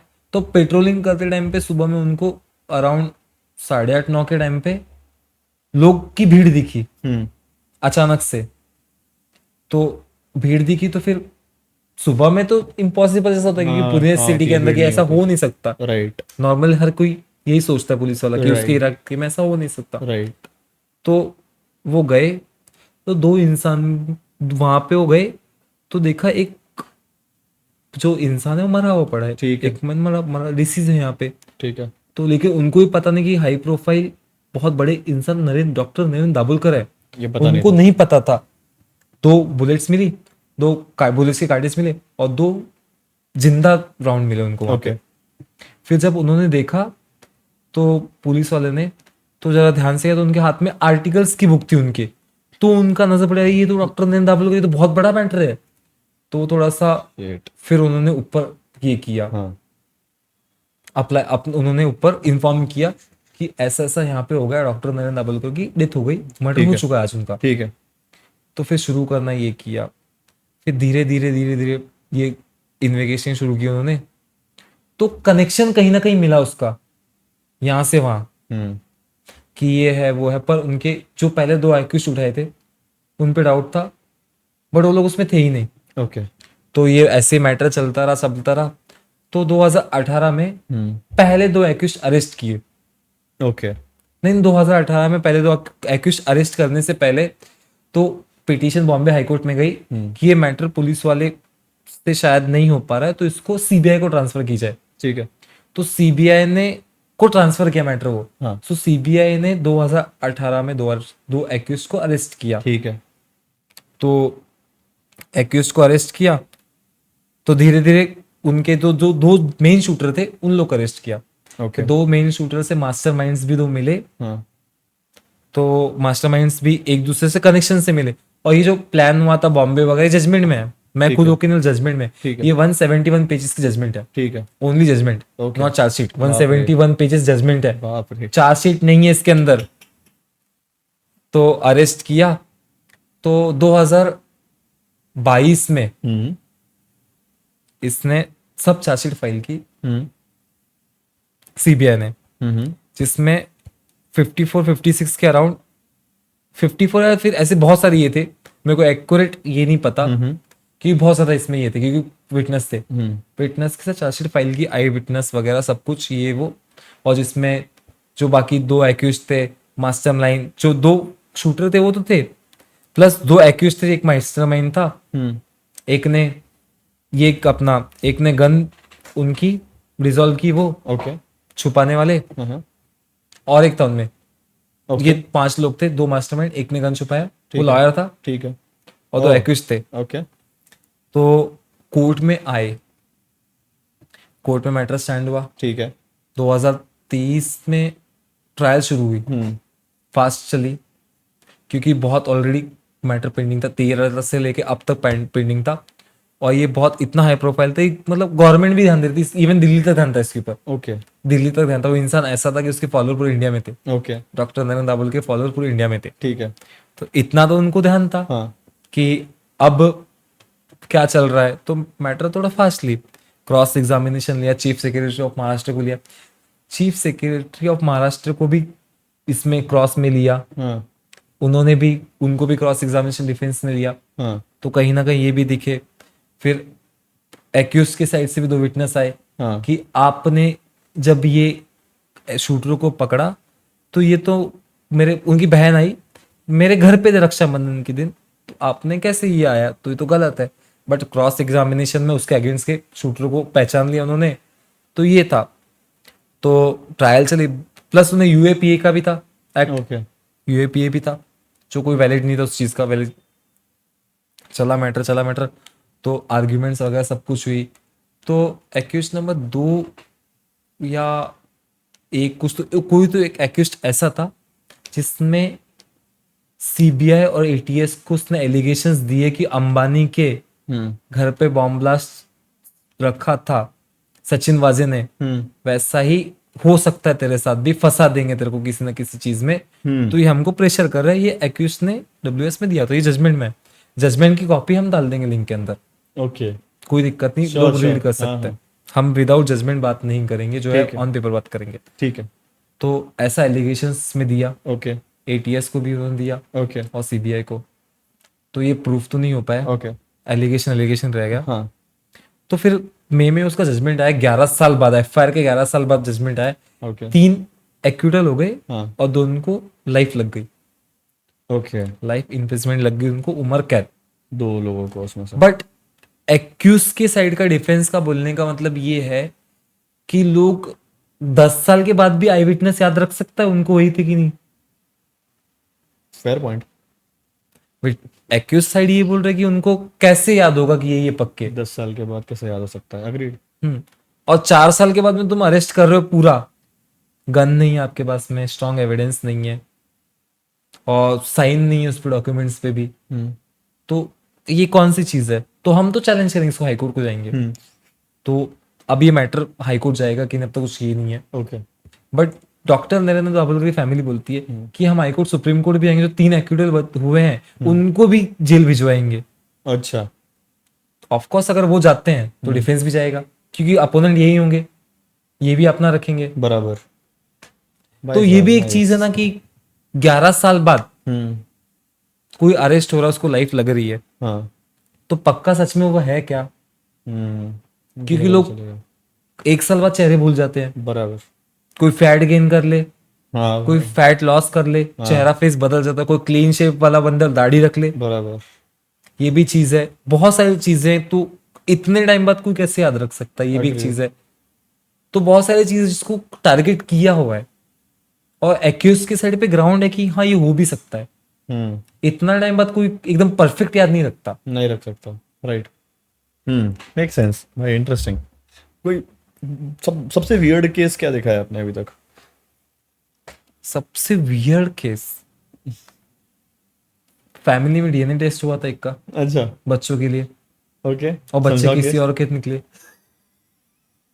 सॉरी अब क्या बोलूं। क्या केस और फिर मतलब एडल्ट्री में था, हाँ एक बच्चा किसी और का निकला, उसने फाइल किया एडल्ट्री और प्रूफ हो गई, वो प्रूफ हो गई, प्रूफ हो गई। फिर और एक केस था हाँ जो सबसे वियर्ड था, और ये सभी के लिए वियर्ड होगा, हाँ डिवोर्स ही था वो भी। ठीक है, लेडी की एज होगी 68, 68 ठीक है, और हस्बैंड की 70 कह रहा हूँ, हाँ उनको तब डिवोर्स चाहिए था। अब हम सब हंस रहे हैं कि भाई ये लोग कुछ लेट हो गए कहने के लिए कि इनको कोई मिला नहीं, और पुणे का ही है। ओह गॉड, कि बोला भाई, और उनके बच्चे भी थे, उनके बच्चे हो चुके, बच्चों के बच्चे हुए, तब उनको डिवोर्स चाहिए था, देखिए उनको। गॉड। तो फिर क्या हुआ? और डिवोर्स का ग्राउंड, डिवोर्स सिर्फ इसलिए चाहिए था कि वो बुद्धि की केयर नहीं करता था। टू लेट सच में टू लेट। तो फिर उनका लगभग सब सेटल हो गया था, बस थोड़ा सा बिगड़ गया था एक फ्लैट के ऊपर। अब बुढ़ी बोलती थी कि मुझे वो फ्लैट चाहिए, और बुढ़ा बोलता था कि मुझे वो फ्लैट इसके नाम पे नहीं करूंगा, जब तक जिंदा है तब तक इसको रहने दो। ओके, इसके नाम पे नहीं करूंगा, रह ले हाँ, तब तक जिंदा है तब तो तक। किराए पे चढ़ाना है तो किराया ले लो उससे, हाँ, रेंट ले ले, हाँ, जो तेरे को ठीक लगे वो कर दे। हाँ, बुढ़ी बोलती थी मेरे को फ्लैट ही चाहिए। तो जज साहब पूछते हैं कि आप दोनों में से मरेगा पहले कौन। अब हमको आ रही हंसी, हाँ, अब कंट्रोल नहीं कर पाए, बट आगे जज है, हाँ, पता चला हम पे कंटेम्प्ट ऑफ कोर्ट आ गया। हाँ, ये भी तो एक बात है ना। बराबर। तो कुछ नहीं तो नहीं हुआ। तो लास्ट में जजेस बोले तुम भाई एक बार और सेटलमेंट करके आओ, हाँ, देखो आपका क्या होता है। अगर उनको दवाई के पैसे चाहिए, अगर वो बीमार है, जिनली बीमार थी वो, अपने जो बुढ़ी थी वो, उनको थोड़ा सा दिक्कत थी स्किन वगैरह की, भाई तो पैसे दे दे तो हो जाए तो देख लो। लेकिन ये चीज बहुत सोचने वाली बात है भाई, इस एज में डिवोर्स लेके करेंगे क्या। हाँ, ये भी है। वैसे भी भाई पता नहीं कब निकल ले, और उसमें उनको डिवोर्स चाहिए। बाप रे। ओके, ये कंटेम्प्ट ऑफ कोर्ट क्या होता है? What is contempt of court? Court होता है मतलब कोर्ट की अवमानना, ठीक है, कोर्ट के ऑर्डर्स को फॉलो नहीं करो, कंटेम्प्ट ऑफ कोर्ट। ओके, क्या होता है उसमें? आर यू पनिशमेंट भी पनिशमेंट होती होती है, है? यस, जेल हो सकती है। ओ, रिसेंटली यूपी में की थी, उसका आईएएस का नाम क्या था, मेरे को अच्छे से उसका नाम नहीं आ रहा। कोई बात नहीं। तो उनको कोर्ट ने 10 बजे बुलाया था, वो लिटरली कहीं और से 11 बजे फ्लाइट में चढ़ रही है। और जो ये कोर्ट का ऑर्डर है आने कोर्ट के का लिए? ऑर्डर था कि तुमको अपीयरेंस होना है हाँ, 10 बजे। 10 बजे, वो 11 बजे आ रही हैं, तो कोर्ट ने उस टाइम पे उस पर contempt of court case file की ओके। कि तुम 6 महीने के लिए अंदर जाओ, ओ, तुम 6 महीने के लिए अंदर जाओ, क्योंकि कोर्ट है भाई, तुम्हारा ऑफिस नहीं, तुम आईएएस होंगी तो अपने घर, राइट, अपने ऑफिस में, कोर्ट में कोई नहीं है। ओके। ये कोर्ट है और जज उसका मालिक है। अगर जज उसका मालिक है, अगर तुमको उसका डिसीजन सही लग रहा है तो करवाना जाओ, अपील करो, उनको कोई फर्क नहीं पड़ता उस चीज से, बराबर। अपील है तुम्हारे पास में। हाँ, तो वो लगभग ऐसे हाथ जोड़ने लगी कि माफ कर दीजिए, मेरे को जेल मत भेजो, क्योंकि रिस्पेक्ट खत्म हो जाती है ना कि ये सब चीजें होनी चाहिए। हाँ, और सेम चीज एमपी हाईकोर्ट में भी हुई थी कि एक ये थे आईएएस थे, वो भी फॉलो नहीं कर रहे थे, लिटरली एमपी हाईकोर्ट के जज ने, वो वीडियो भी अभी अवेलेबल है, हाँ। देख सकते हो आप कभी भी, जज ने उनको बोला तुम चपरासी बनने लायक नहीं, अधिकारी किसने बनाया? आईएएस को बोला, खुद को अधिकारी बोलते हो? साहब, हाईकोर्ट ने बोला है? ये जस्टिस आर्या की बात थी, हाँ, हाईकोर्ट ने बोला कि तुम ऐसे काम को तुमको जेल भेजना चाहिए। बाप रे। कोई तो एलिगेशन था, करप्शन वगैरह कुछ तो भी था हाँ, उनके ऊपर, कोई तो करप्शन का ऐसा कोई तो एलिगेशन था, हाँ, तो उनके ऊपर तो बोल तुम जेल डिजर्व करते हो, तुम हाँ। यहाँ क्या कर, तुम चपरासी बनने लायक नहीं, तुमको अधिकारी किस मुंह से बोलूं मैं? भाई ये मजा आता होगा ना कोर्ट हियरिंग सुनने में? ये वीडियो देखी थी मैंने, खुद लाइव नहीं देखा था। मैं ये पूछ रहा था, ये कोर्ट हियरिंग्स जो होती हैं ये लाइव टेलीकास्ट होती है? नहीं, क्यों नहीं करते? प्राइवेसी, हाईकोर्ट्स में किसी किसी में करते हैं, और सुप्रीम कोर्ट लाइव होता है, सुप्रीम कोर्ट लाइव होता है? एविडेंशियल है ना पूरे इंडिया में, बाइंड है ना वो। तो ये कहाँ देख सकता हूँ मैं? यूट्यूब पे आपको मिल जाएंगे, सुप्रीम कोर्ट लाइव, लाइव चलता है? लाइव चलता है, हियरिंग लाइव चलती है, अरे वाह। सब कुछ दिखता है। ये जैसे वहां होता है यूएस में, देखा है मैंने, लाइव कोर्ट हियरिंग्स होती है उनके यहाँ। अब इंडिया में होने लगा है, अब होने लगा है। सुप्रीम कोर्ट से, डिस्ट्रिक्ट नहीं होती, डिस्ट्रिक्ट में कैसा है, बहुत ज्यादा प्राइवेसी वाली बातें होती है कि जो नहीं डिस्क्लोज कर सकते, और डिस्ट्रिक्ट में इतने मैटर होते, कितने चलन खोलोगे अगर नॉर्मल भी चीज होगी तो। सुप्रीम एक कोर्ट कोर्ट का एक चैनल होना चाहिए कि आज पूरे दिन ये चीज हुई है। उनके लिए एक अलग टीवी का पैकेज लेना पड़ेगा, 340, अब 300 या 400 चैनल का, इतने कोर्ट्स हैं। नहीं, ये यूट्यूब पे हो सकता है, यूट्यूब पे बढ़िया हाईकोर्ट से की हो तो सकता है। नहीं, हाईकोर्ट की भी बहुत वीडियोस मिल जाएंगे, लाइव स्ट्रीमिंग कम है, बट सुप्रीम कोर्ट की आपको पूरी मिलेंगी, क्योंकि वहां पे 34 ही जजेस है, एक चीफ सीजीआई, तो उनकी कोर्ट रूम होते हैं ना, उनके हिसाब से मिल जाता है, और डिवीजन बेंच का वो दिल्ली मिल जाएगा। अच्छा, यस। हाई कोर्ट में रिकॉर्डिंग अलाउड है? हाँ, नहीं, उनके कैमरे होते हैं, उनके वहां से भेज छोड़ते तो हैं, वो कैसे डिफाइन करेंगे कि ये वाला वीडियो हम बाहर डाल रहे हैं या फिर ये नहीं डाल वो रहे उनकी हैं? मर्जी। वो अपनी मर्जी पे डालते हैं? हाँ, अच्छा। आईएएस का वीडियो चपरासी वाला डाल दिया, फिर कुछ बिना सोचे उसे देखा हो तो क्या लगा होगा उसको कि भाई मैं हूं। ओके। उसके बच्चों ने अगर देखा होगा गलती से, वो आईएएस के, हाँ, उनके घर वाले को कितना एम्बेरेस फील हुआ होगा, उसका वीडियो में फेस दिख रहा है उनका। अरे रे, तो ये कौन डिसाइड करता है? लेकिन कोर्ट डिसाइड करेगा कि इसको बाहर भेज देते हैं, इसका रिकॉर्डिंग बना के? कोर्ट डिसाइड करता है ये? उनके ऊपर ही होता, क्योंकि और दूसरा कोई कर ही नहीं सकता। ये भी ठीक है। अगर हम मोबाइल लेकर हम पे कंटेम्प्ट ऑफ कैमरा निकाल लगा दिए तो कंटेम्प्ट ऑफ कोर्ट, कैमरे के लिए। कैमरे, और नहीं तुम रिकॉर्ड कर सकते हो, इवन फोन भी नहीं उठा सकते तुम कोर्ट रूम के अंदर, बज भी नहीं सकता तुम्हारा फोन। ओह भाई साहब। अब गए हो कोर्ट जाते हो आप? हाँ, हियरिंग के लिए डेली। दिल्ली जाते हो आप कोर्ट? ओके। कैसा होता है कोर्ट? हमने बात नहीं की है उस बारे में, राइट? क्या ऑन कैमरा शायद हमने बात नहीं करी उस बारे में? करी थी ऑन कैमरा पे की थी मतलब, पर मेरे को याद नहीं की है। स्पेसिफिक वही एक स्ट्रक्चर वगैरह कि कैसा क्या होता कैसा है, होता है? जैसा आपको टीवी में दिखता वैसा तो बिल्कुल नहीं होता। 2 कटघरे नहीं होते? नहीं होते, एक ही होता है। दत्त साहब, मैं इनको कटघरे में लाना चाहूंगा। नहीं होता, वो खुद आ जाता है। आना होता है तो ओके, तो एक ही होता है आप कह रहे हो? एक ही होता है। किसके लिए? बारी बारी से विक्टिम के लिए होता है, एक्यूज के लिए होता है, या फिर किस चीज के लिए होता है? एक हमने जो मूवी में विटनेस देखा के है। लिए, एक जो हमने मूवी में देखा है, विटनेस के लिए होता है वो, एक एक्यूज के लिए भी तो होता है। नहीं एक्यूज के लिए पीछे एक वो डब्बा होता है, वहाँ बैठो, अच्छा, ओके। वो होता है। तो कोर्ट इज लाइक बहुत अलग, हम्म, बहुत अलग। जैसा टीवी में दिखता वैसा कुछ नहीं है।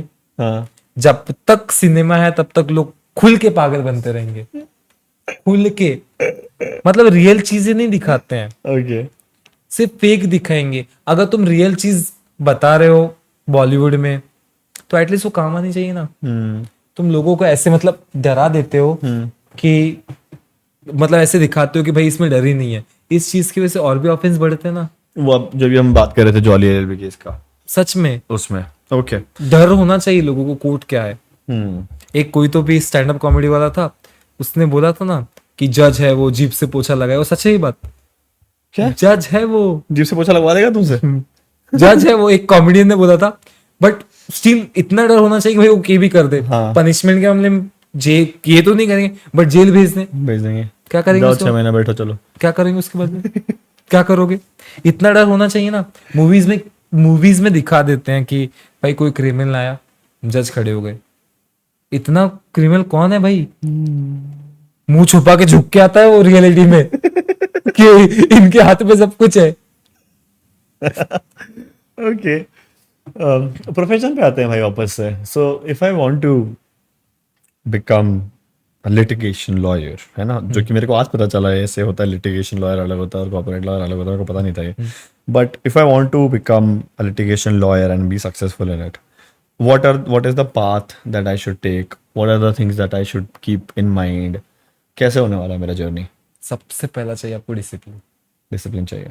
सबसे पहली अगर आपको किसी चीज में चाहिए डिसिप्लिन, फिर चाहिए पेशेंस, फिर आपको खुद का एंगर इश्यूज नहीं होने चाहिए, ओके, ईगो साइड में रखना पड़ेगा। ओके। क्योंकि आप जब लिटिगेशन लॉयर हो ना, कई बार ऐसा होता है कि कोई सीनियर आके गुस्से में कुछ बोल दे, हम्म, तो आपको उसकी रिस्पेक्ट रखने के लिए सुन भी लेना पड़ता है। क्योंकि ऑफकोर्स वो सीनियर है, उसने हमसे 10 दिवालियां ज्यादा देखी है, बराबर है, बराबर है, 10 साल निकाले उसने। बराबर है। और फिर दूसरा, जज ने अगर गुस्सा कर दिया तो आप उस पर कुछ बोल सकते हो? नहीं, शांति रखनी पड़ेगी ना। राइट। इतने पेशेंस होने चाहिए, सहन शक्ति इतनी होनी चाहिए लिटिगेशन लॉयर को कि वो शांत रहे, रिएक्ट ना करे किसी चीज को भी। राइट, लिसनिंग पावर अच्छी होनी चाहिए, राइट। अंडरस्टैंडिंग होनी चाहिए। क्योंकि लिटिगेशन लॉयर को सबसे पहले इंसान आके ये नहीं बोलता कि हाँ मेरे को मार दिया, वो आके अपनी स्टोरी सुनाता है, जिसको 1.5 घंटे सुनना पड़ता है, कान लगा के, ध्यान लगा के, हाँ, जो बोर होती है। इसमें कॉज ऑफ एक्शन तो 2 मिनट का होगा, लेकिन 1.5 घंटे खाएगा वो, 120 मिनट खाएगा। 118 मिनट तो आपके फालतू वेस्ट होंगे। ओह गॉड। आप पूछोगे भाई क्या हुआ, लेकिन पूरी बताएगा। तो आपको पेशेंस से सुनना पड़ेगा। और उसमें भी 2 घंटे में आपको अगर दे रहा है, 2 घंटा मांग रहा है, हाँ हेलो, ऐसा रिएक्ट करना है कि वो सुन रहे हो आप, ये भी चीज होनी चाहिए। सच क्या में बोरिंग काम है यार, लोगों को बैठ के सुनो, उसकी एग्जाम पूरी कहानी बता देगा। और सबके सब अच्छे स्टोरी टेलर भी नहीं होते, तो वो चालू करेंगे किधर से और किधर चले जाएंगे, हाँ, जो केस से रिलेटेड ही नहीं है बिल्कुल कुछ भी नहीं। ये भी सुनो। फिर अगर आपका डिसिप्लिन है तो ऑन टाइम आप आ रहे हो, हाँ, फिर यूनिफॉर्म प्रॉपर फॉलो करो। यूनिफॉर्म अगर होती है। आप प्रोफेशन में हो लॉ जैसे, तो आपको अपने यूनिफॉर्म को इतना प्रेस्टीज रिस्पेक्ट देनी चाहिए, क्योंकि वो बहुत बड़ी चीज है, क्योंकि तुमको उसको ये करना है।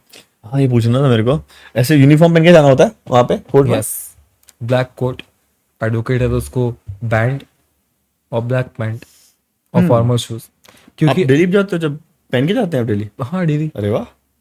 अगर आप जा रहे हो, आप अगर एडवोकेट हो तो खुद को रिप्रेजेंट आपका अवतार ही करेगा ना, तारीख है, आउटफिट कैसे ही पता आपको चलेगा दिखाएगा कि ये ना। लॉयर है?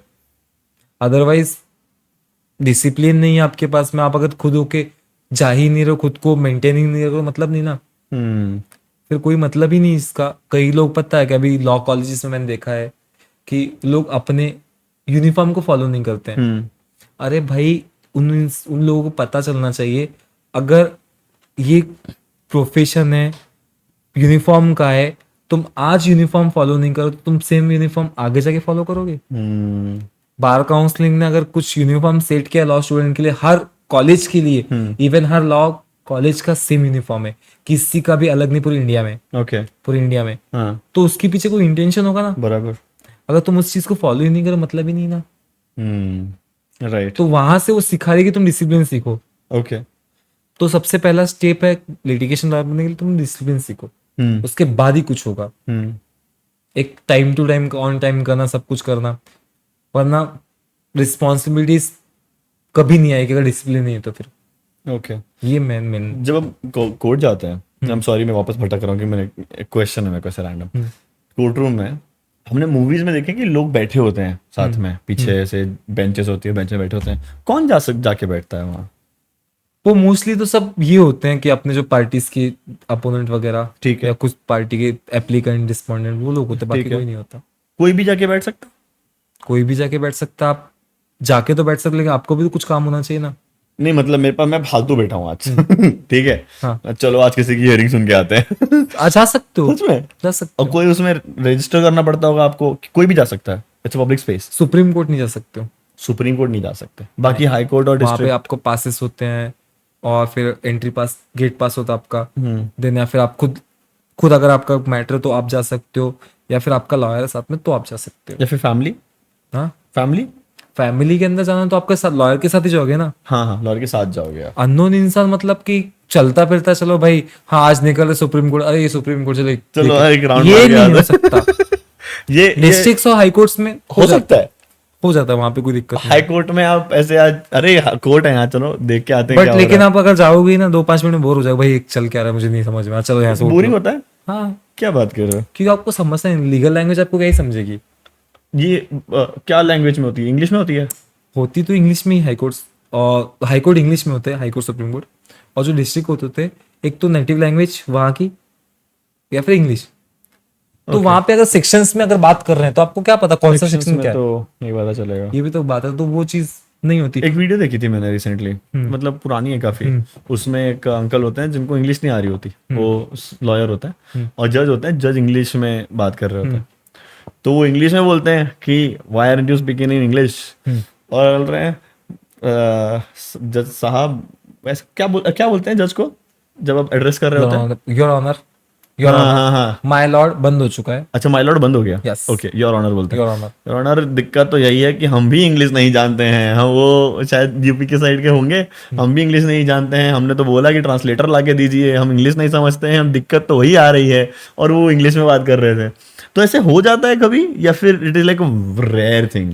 देखो अगर आप कॉन्स्टिट्यूशन की बात करोगे तो हाई कोर्ट सुप्रीम कोर्ट में सेपरेट उनका दिया हुआ आर्टिकल, ठीक है, कि हाई कोर्ट और सुप्रीम कोर्ट की जो प्रोसीडिंग होगी इंग्लिश में। इंग्लिश में ही होगी। बट कोई कोई जजेस बहुत अच्छे होते हैं कि समझ लेते हैं, अच्छा, हिंदी में चला तो लेते हैं, ट्रांसलेटर मिलता है? ट्रांसलेट में चला, कोई कोई हिंदी में चला लेता है मैटर। मैटर हिंदी में चला लेते हैं, नहीं आती मेरे को, साउथ इंडियन है कोई, लेट से नहीं आती हिंदी, इंग्लिश ही आती है, तो फिर ट्रांसलेटर कौन देगा? वो उनकी मर्जी है, लेकिन जज की? जज की कि उनको क्या करना है, वरना इंग्लिश बाइंड है, ओके। वहां पे इंग्लिश बाइंड है, तुमको इंग्लिश में ही बोलना है, बट वो कभी कभी चल जाता है। तो अब ये कह रहे हो कि जितने भी लॉयर हैं इंडिया में उनको सबको इंग्लिश आनी जरूरी है?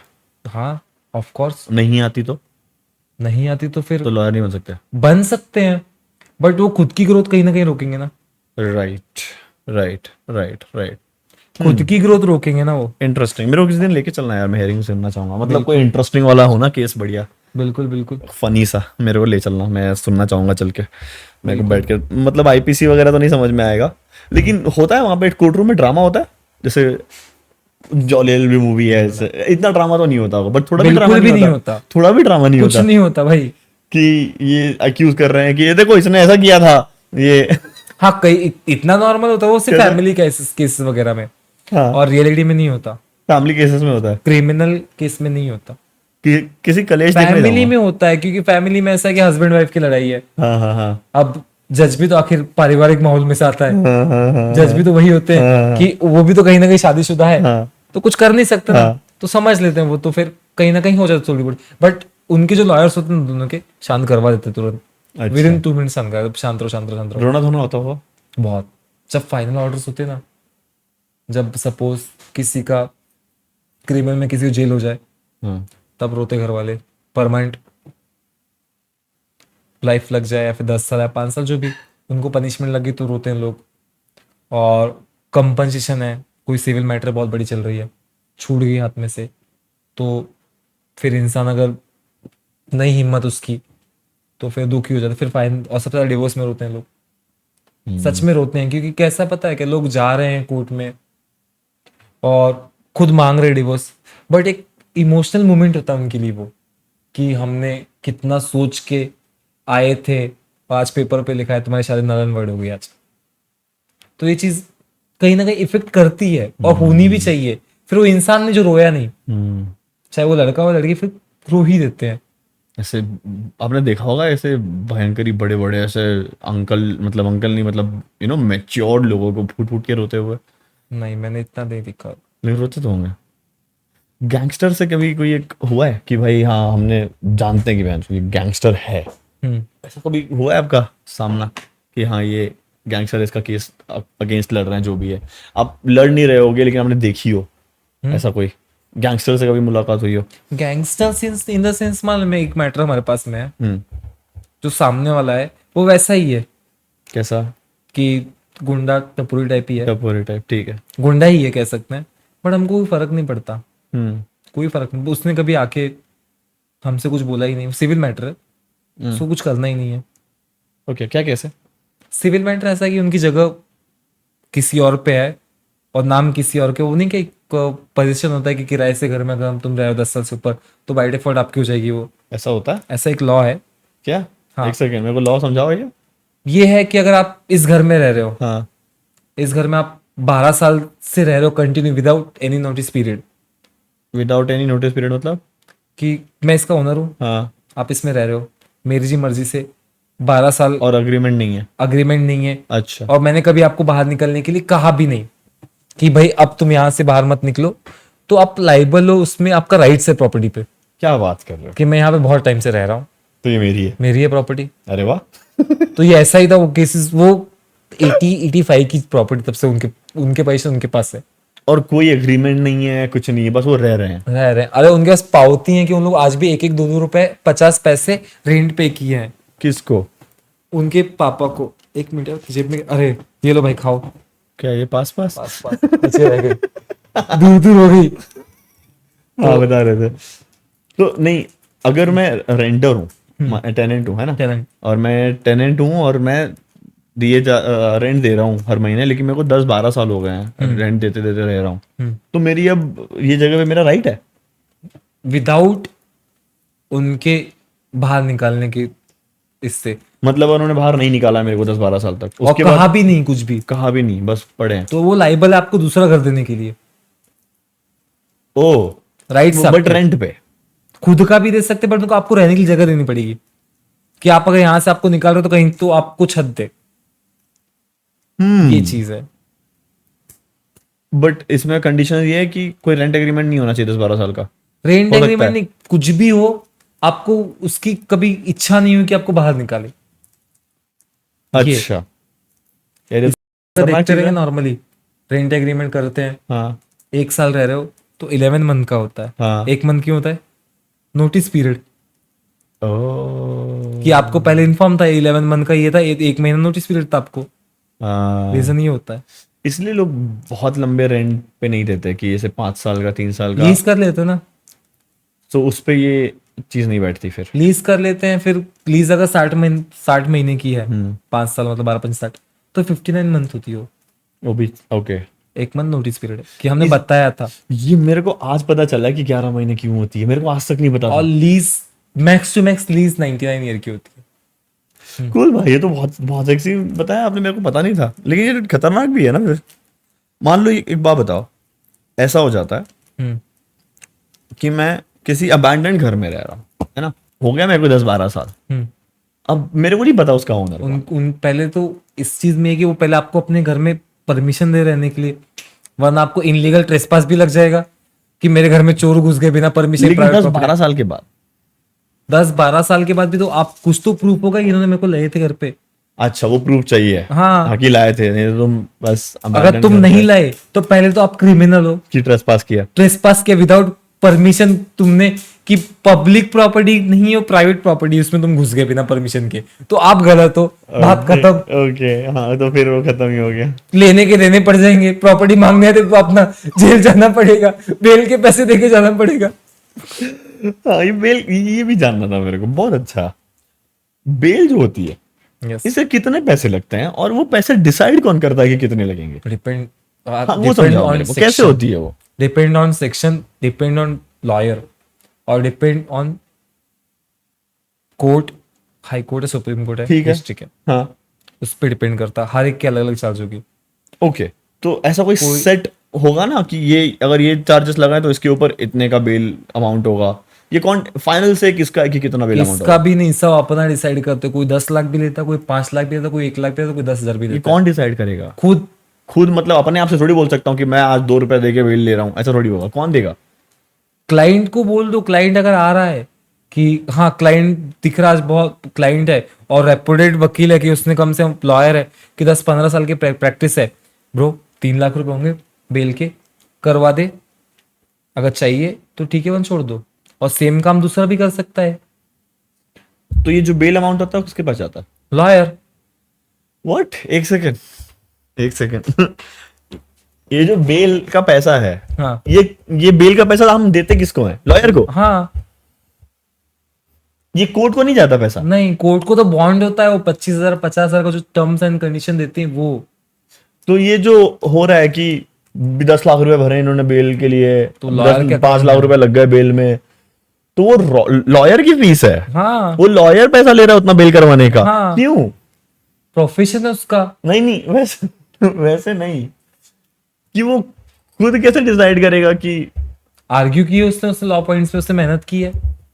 कि मान लो मर्डर का केस है, ठीक है, अब मर्डर का केस है, बड़ा केस है, हम्म, तो बेल पॉसिबल है? नहीं है, मर्डर नॉन बेलेबल है। मर्डर है वो, हाँ, लाइफ इम्प्रिजमेंट। लेकिन वो तो अक्यूज है ना।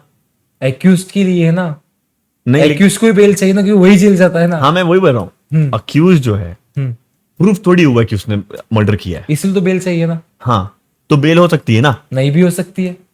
ये कौन डिसाइड करेगा? होगा Judge। कि नहीं? जज डिसाइड करेगा। तो आप लेके जाओगे एज अ लॉयर, आप लॉयर लेके जाएगा जज के पास कि ये आदमी को प्लीज बेल दे दो, तो आपको ग्राउंड्स चाहिए होंगे कि क्यों बेल चाहिए। अब देखो, बेल इज लाइक कि तुमको पहले बेल एप्लीकेशन तैयार करना पड़ता है, पूरा ड्राफ्ट वगैरह, ठीक है, ग्राउंड्स वगैरह सब कुछ डालने पड़ता है कि वो क्यों चाहिए और क्या हुआ, सब कुछ मेंशन करके। फिर उसके बाद में आर्ग्यूमेंट्स होती है पब्लिक प्रोसिक्यूटर और डिफेंस लॉयर में। ठीक है, कोर्ट में डिफेंस लॉयर बेल मांगता है ग्राउंड्स पे अपने, और प्रोसिक्यूशन साइड मना करता है नहीं चाहिए, बहुत सी चीजें। तो वो आर्ग्यूमेंट्स के बाद कोर्ट डिसाइड करता है बेल देना है कि नहीं। मर्डर नॉन बेलेबल ऑफेंस में जज बाइंड नहीं है बेल देने के लिए, वो अच्छा। उनके इनहेरेंट पावर के अंदर आता है। तो आप ये कह रहे हो मर्डर जो है वो नॉन बेलेबल होती है? यस, बिल्कुल। ओके, तो ये बताओ what could be the grounds कि हाँ मैं इस ग्राउंड पे मांग सकता हूँ बेल? और हर इस चीज पे पता है कोई कुछ नहीं कह सकता, क्योंकि एफआईआर पे डिपेंड करता है पूरा। एफआईआर पे डिपेंड कर जाएगा, क्योंकि एफआईआर में उन्होंने क्या दिया हुआ है, तो वो केस टू केस डिफर कर जाता है। Case to case. इसीलिए एआई नहीं ले सकता आपका जॉब। आज हम बात कर रहे थे ना, क्योंकि हर केस अलग है, हाँ, हर केस के न्यूएंसेस अलग हैं भाई साहब। सिचुएशंस पे आ नहीं सकता ना, वो स्पॉट पे आके नहीं देख सकता ना ये कि हाँ कितना खून निकला देख अग्रीड वही बात है ना। हाँ भाई, वो उसके ऊपर भी होगा कि देख उसको मारा था इतना खून निकल गया। हाँ, तो ये चीजें टेक्नोलॉजी एक जगह तक ठीक है, हर जगह नहीं काम आ सकती। हर जगह नहीं आएगी काम। टेक्नोलॉजी, आप फॉर एग्जाम्पल आप विक्टिम हो और मैं एक्यूज्ड हूँ, मैंने आपके परिवार वालों को मार दिया, आपने केस फाइल कर दिया, और जज साहब ने एआई के थ्रू जजमेंट दे दिया, तो दिक्कत हो जाएगी भाई। सोचो, तो एआई हमारे यहाँ से कोई मतलब ही नहीं है, दूर दूर तक कोई संबंध नहीं। आना भी नहीं डॉक्यूमेंटेशन वगैरह में तो हेल्प करता होगा? चाहिए। नहीं, तुमको सिर्फ एआई कहाँ काम आ सकता है? ग्रामर के लिए बस और कुछ काम के लिए नहीं है। हाँ, कि लैंग्वेज बराबर है कि नहीं है, बस ग्रामर और कुछ नहीं। रीचेक वगैरह करने के लीगल डॉक्यूमेंट्स वगैरह, बस। और हमारे फील्ड में तो यही ज्यादा सही होना चाहिए, तुम जो भी लिख रहे हो सॉर्टेड लिखो, समझ में आए। कितना घुमा के लिखते हैं भाई, लेकिन मैंने पढ़े हैं एक हाथ डॉक्यूमेंट, एक हाथ नोटिस मेरे पास भी पड़ा हुआ है। क्योंकि कैसा पता है कि हर चीज की, क्योंकि अगर मैं मेरे क्लाइंट के लिए फाइट कर रहा हूँ तो क्लाइंट को समझना चाहिए कि मैंने क्या लिखा है। उसको ही नहीं पता चल रहा तो मतलब क्या है उस चीज का। बराबर है, बिल्कुल सही। तो जजमेंट्स वगैरह बहुत सॉर्टेड देते हैं, अच्छा, एकदम नॉर्मल लैंग्वेज में, इंग्लिश में ही होता है, बट आराम से कोई समझ जाए। इतना हार्ड ग्रामर नहीं होता उसके अंदर कि एकदम बहुत डीप ग्रामर की कोई समझ ही ना पाए। इतना भी यूज नहीं करते वो लोग, ओके ओके। कोर्ट इतना भी यूज नहीं करता। ये जो बेल होती है, हम्म। कौन से ऑफेंसेस होते हैं नॉन बेलेबल? Non-bailable मेजर जो बहुत ज्यादा हैवी सीरियस होते हैं, जैसे? मर्डर, हाँ नॉन बेलेबल बता रहा हाँ हूँ, मर्डर, हाँ हाफ मर्डर, हाँ रेप हाँ और 326 हाँ और 308 हाँ, कल्पेबल होमोसाइड। ठीक है। तो और यही कुछ है जो तो मतलब बहुत ज्यादा टफ मैक्सिमम है। मेजर है। 420 420 क्या होता है? अच्छा फ्रॉड फ्रॉड में भी नहीं होता नहीं होता। बेल? ओके जेएमएफसी के ना पहला बेल रखना पड़ता है, लेकिन वो नहीं देते कई बार, ओके तो ये भी एक बात होती है। Okay. Do you have something कि हाँ अपन ये चीज़ रह गई है, ये चीज़ आपको लगता है कि हाँ ये बढ़िया हो सकती है बताने के लिए? एक लॉ स्टूडेंट के लिए बोलूंगा मैं, ओके बहुत इंपॉर्टेंट चीज। ओके कोई जब लॉ स्टूडेंट एक प्रैक्टिस के लिए सोचता है हाँ हाँ और किसी चीज के लिए मतलब नहीं कि उसको कुछ इसमें आना है लिटिगेशन वगैरह में, कि उसको सच में वकालत ही करनी है, तो उनके लिए एक सॉर्टेड तरीका है कि हमेशा एक्सपेक्ट ना करे, गेन करने की कोशिश करे। आज के जनरेशन में उनका भी सही है, उनका व्यू पॉइंट ऑफ व्यू बराबर है कि अगर हम लोग को कुछ मिलेगा ही नहीं तो हम करेंगे कैसे कुछ, मतलब हम सरवाइव कैसे करेंगे। राइट। तो मैं तो यही बोलूंगा कि तुम फोकस काम पे करो, एक्सपेक्ट बाद में करो, क्योंकि अगर तुम काम बहुत अच्छा करोगे तो 100% तुमको रिजल्ट आएगा। राइट। बिना तुम घर से एक्सपेक्ट करके जाओगे कि मेरे को 2000 चाहिए, तो तुम सिर्फ 2000 के लिए ही काम करोगे। ये भी एक चीज है। इंसान जब पैसा कमाने के लिए जाता है ना, तो उसका टारगेट सिर्फ पैसा कमाना होता है, फिर वो एक लिमिट के अंदर ही रह जाता है, फिर सीखने का दिल नहीं करता उसको कि मिल तो रहा है मुझे क्या ही करना। बराबर। एक ये भी हो, तो वो चीज एक फोकस करना चाहिए उसको। ओके और लॉ स्टूडेंट्स को जो करना है, उनको लिटिगेशन वगैरह या फिर कॉर्पोरेट में करना, तो उनको अपना लॉ के 5 ईयर कोर्स में तो तुमको सेकेंड ईयर थर्ड ईयर तक डिसाइड कर लेना चाहिए, उस हिसाब से प्लानिंग करना चाहिए।